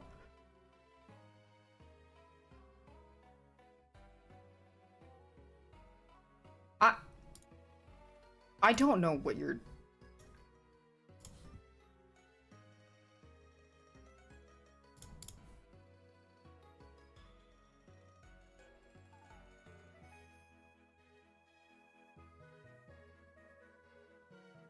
I'm not sure why you thought that was relevant.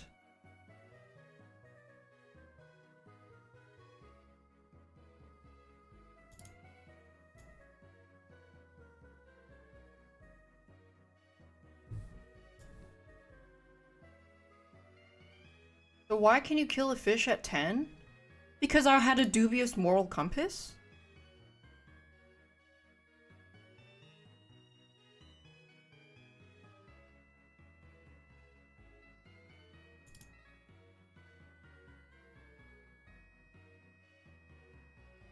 But being fucked at 4 doesn't fuck up your compass? Wait, so you're saying that So you being sexually assaulted when you were 4 years old meant that you should have been someone who would kill a fish when they're 10 years old. But because you didn't kill a fish when you're 10 years old, as a result of having a fucked up worldview of being sexually assaulted when you're 4 years old, makes it okay for you to criticize someone who grew up kind of strange and a little evil for killing a fish at 10 years old. Because you got... Oh, okay.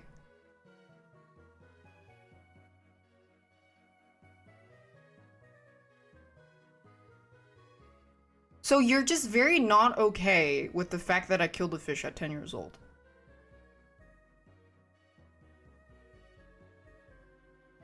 Yes, okay, and then I said that I would never do that again. So why are you still held up on it? But it happened. It did happen. Yep. You asked to talk IDK. You seem very emotional about it, because if you are so upset and hung up about the fact that I talked about killing a fish when I was 10, and I admitted that it's wrong, and I talked about how I grew up as kind of a fucked up kid, and now I don't share the same attitude, but you're still stuck on that first point. Why are you not able to move on about a stranger on the internet killing a fish when they were 10?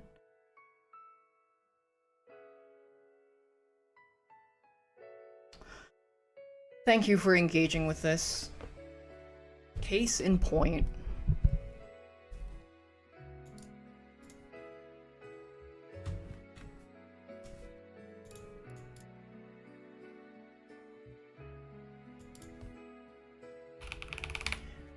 I mean, earlier I was telling you, hope I'm not still hurting animals. Well, do you have any proof of me hurting animals in the past 17 years?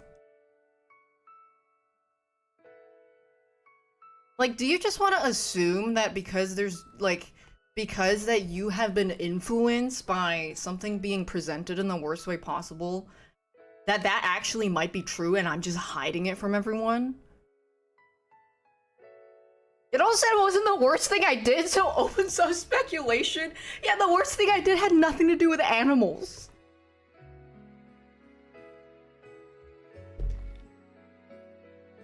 And not as an adult. So I think the conclusion we can make here is, I'll draw you a little flowchart of this. I'll draw you this full chart.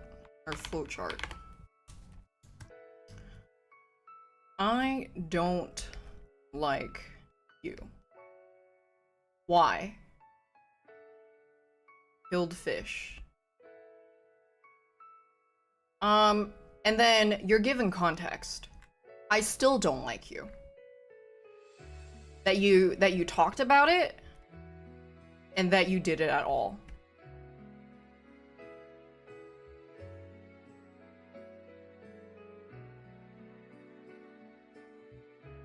And then it's like, I didn't like how you talked about it. I didn't like that you did it at all. And it goes back to, I don't like you. So it just goes in a circle.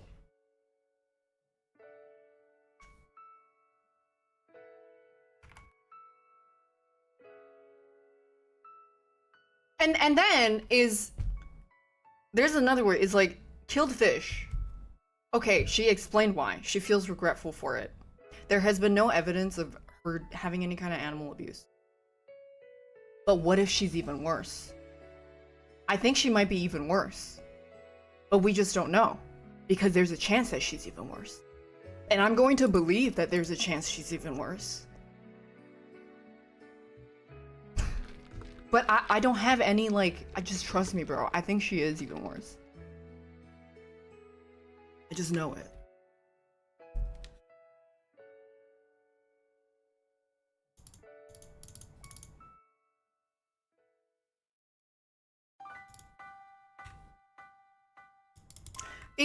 It's the desire to want to engage in bad faith arguments and a representation of someone's character because it comes from the root cause of not liking them.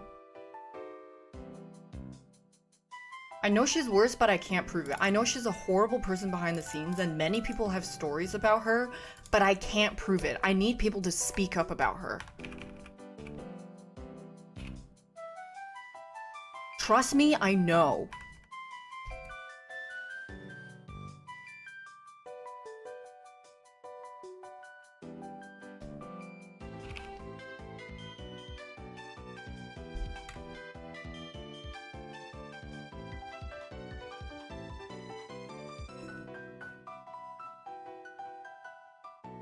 My moral compass? How has my moral compass changed? I don't kill fish and I don't abuse animals.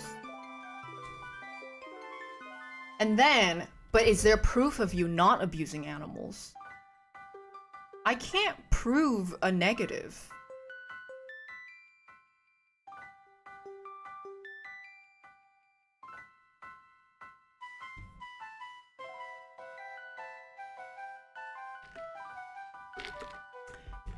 You have to prove that I abuse animals.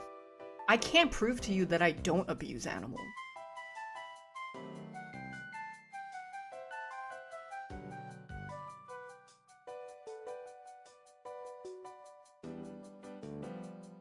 I can't prove this chatter didn't murder a dog, but I can't prove it, no.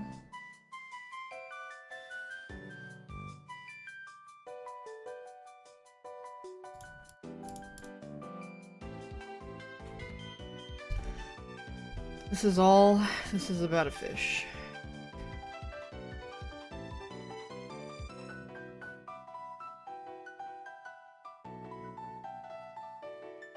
You can't prove Hassan. Why did you bring up Hassan?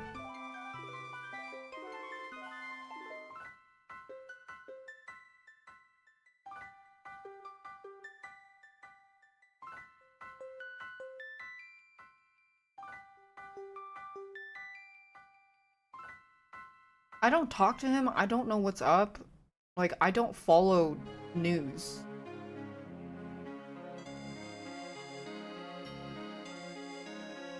I don't follow streamer news.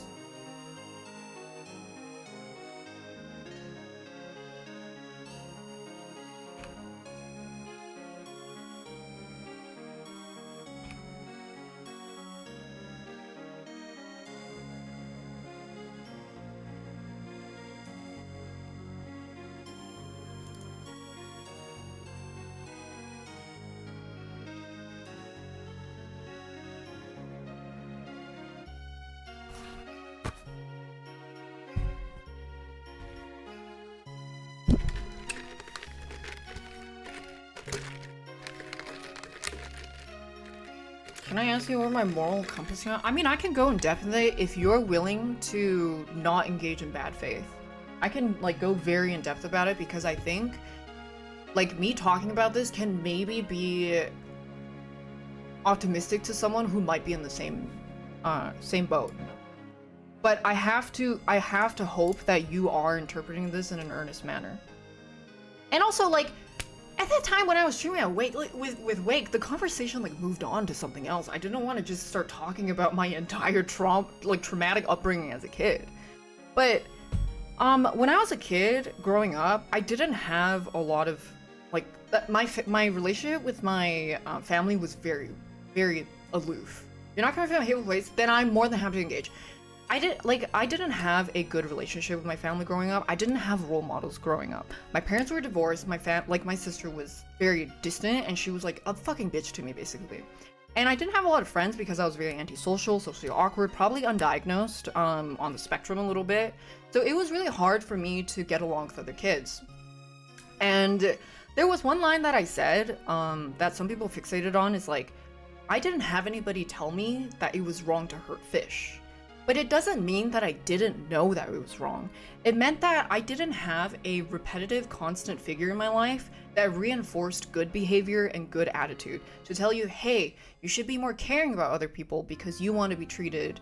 You want to treat other people how you want to be treated. There was no figure like that in my life at all. There was no one to like hold my hand and be like, hey, like, look for this fish. Oh, I see like you're being a little bit rough with it. Like, don't be so rough with it. You know, there was no one like that. I was very aloof. I had no emotional like lean on any of my family. I did not have friends to lean on. My family was just not there for me at all.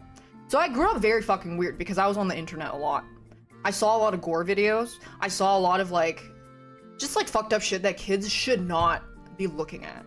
And this manifested into this very edgy persona where I had a very negative outlook and attitude on people. That I remember one time, I was also like 10 around this time. I was on the playground and I just randomly said to this girl who I was like kind of friends with, I was like, don't hang out with these bitches, they're all fucking sluts. I'm 10, by the way. And then she goes and turns to me and goes like, I don't think they're bitches. And then, you know, I didn't think there was anything wrong with what I said other than that it was really mean. So that being said, as I grew up and I started to make friends and I started to like kind of come out of my shell and start to have a support system of friends and got closer with my family and we got a lot less awkward with each other and I started having friends like Big Al to confide in and I started having like online friends that I could talk to a lot. And then now that I have this like emotional pillar to confide in and talk about things and things that were stressing me out, you know, I stopped abusing animals. I stopped killing fish as I was growing up from 13, 14, 15, 16, 17, 18, 19, 20, 21, 22, 23, 24, 25, 26, 27.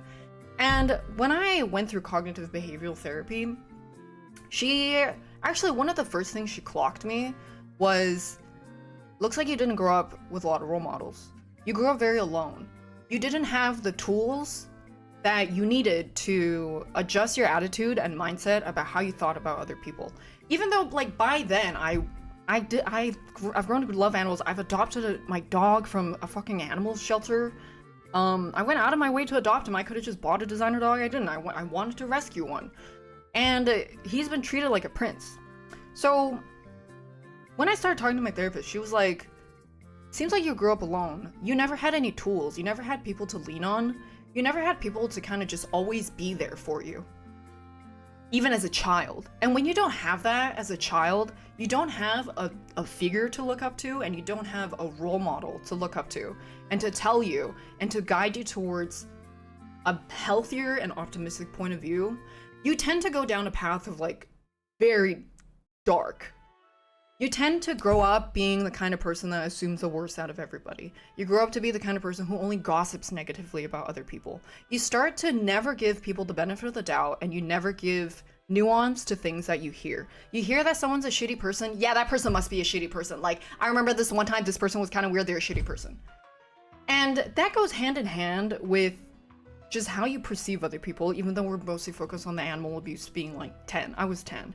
I did not have any other like animal issues, even as a teenager. So that's where it came from. And I talked about how, like, going back to the point that I definitely grew up as a very disturbed child, is that you can change through nurturing and the environment of people that you surround yourself with. She didn't show any remorse in her retelling. So the problem with that is you are upset at the fact of how I conveyed it. The intention behind me telling you that I am not that person anymore is irrelevant, because you are nitpicking at the fact of how I told it and the fact that I told it at all. So if you want to go down that, which is, I go back to the flowchart, I already predicted this. Yeah, like tone policing. So again, because I am able to explain why I had that thought process and why I said what I said and how I described it and like how I ended up as a child in that position and how I grew up as a person, you realize at that point is moot. That I am obviously not that person that I was. So the one thing that you can criticize me for is how I told it. So you're upset with the fact of how I told it, not the fact that I'm obviously not that person anymore. So that is how I would say the moral compass has changed.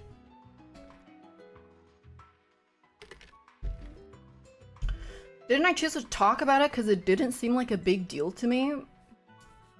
No? That's your attitude that you've projected on me. Wake asked me what's the worst thing I did. I answered, and then I started talking about, that was really fucked up that I grew up as a kid thinking it was okay to do that. I didn't have a role model in my life to tell me it wasn't okay. And I'm not like that at all, and I would never do something like that ever again. But because I am able to articulate and explain why I said what I said and why I did what I did as a kid, and to look back in a reflective and introspective manner, you realize that that defense is not very good, or like that attack. So what you can focus on to attack me for is that you didn't like the tone of how I conveyed it. You didn't like how I spoke about it. Because you just want to be angry. Thanks, Jersey, Maine.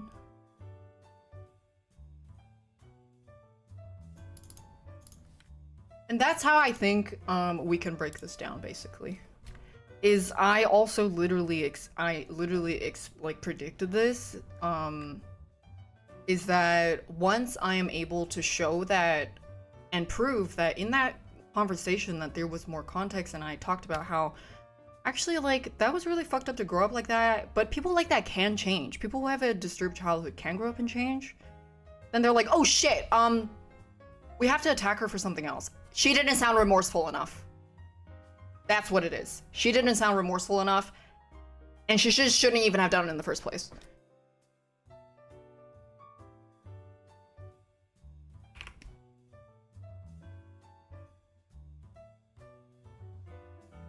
Yeah, and I think what I find very, like, kind of in like an optimistic way is people can change. And I think like if I continued down that path of never having any friends, never having people to confide in, and never having a close environment of people that I could confide in, I would have kept going down that path and be in a really dark place where I assume the worst out of everybody. I engage in toxic forums where we only talk shit about other people, and that I will assume the worst out of everybody in everything that I perceive. But I'm glad I'm not like that.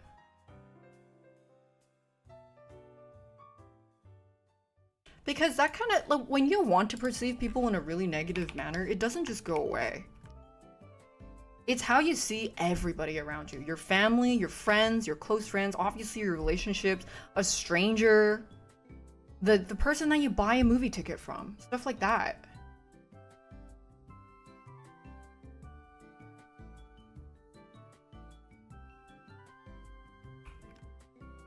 But it's kind of like insightful that you can have a very fucked up foundation, like a very fucked up psychological foundation growing up, but still change.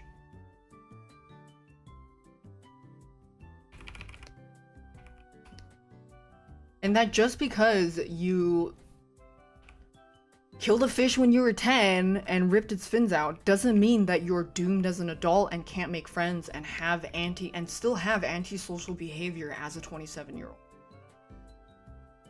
And I think that is something.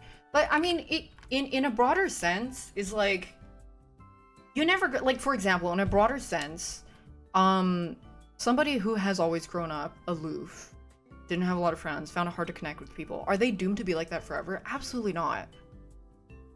Because if I'm capable of changing that, and it came from such a, like, young age that took root and manifested, and I was still able to, like, just cut that out and grow up to be a likable person and like other people, I feel like a lot of people can change.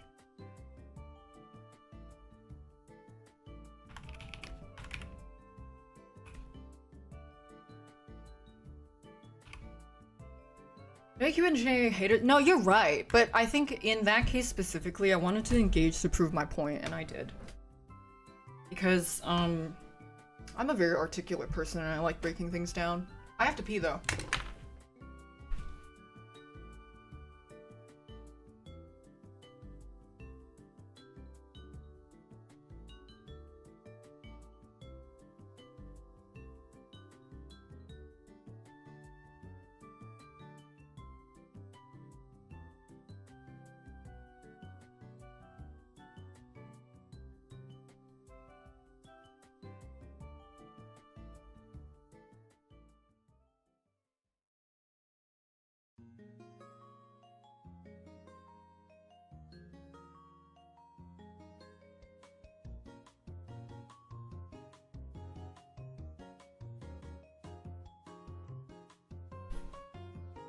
But I talked about this earlier also, was a few years ago when I got into some hot water with K-pop stans because of the Cookie Run situation, or like Blackpink, I don't remember. Someone posted a clip of me saying the R word and was like, look, this is from last month. But then actually it was way older than a month ago, and they were like, oh, okay, so someone posted a clip of me saying the R word and was like, look at the language, she's very problematic. And someone was like, yeah, she seems like such a problematic person, I would never use the R word, like it's not okay at all. And then someone corrected them and said, actually, this clip is pretty old, she doesn't say the R word anymore. Like, I get trying to criticize her for other things, but she actually doesn't say the R word anymore. And then that person who said it was very problematic of me to use that language then decided to say, well, I don't care that she doesn't say it anymore, it's the fact that she said it at all.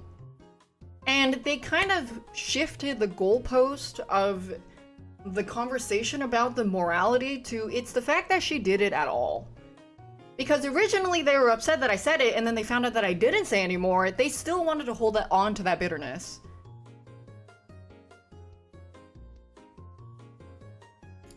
And I feel like there's like a lot of, just kind of similar sentiment. You're fucked forever, pretty much, yeah.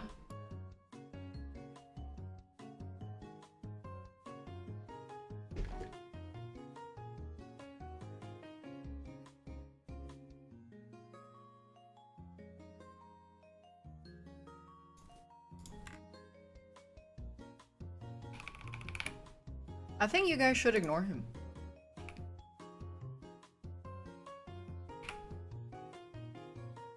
Everybody mass makeout right now.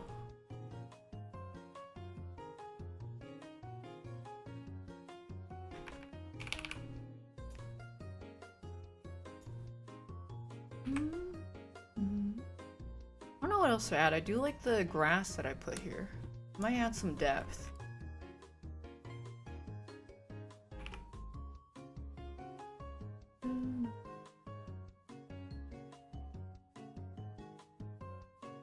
Grass? Shadow grass.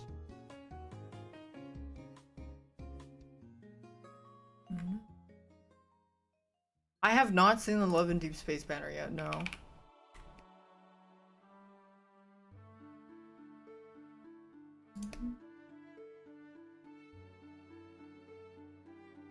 But I mentioned earlier I had a dream about Silas. Thanks, Natchiton. Girl, you will probably cringe. Wait, why? What is it? I haven't seen anything.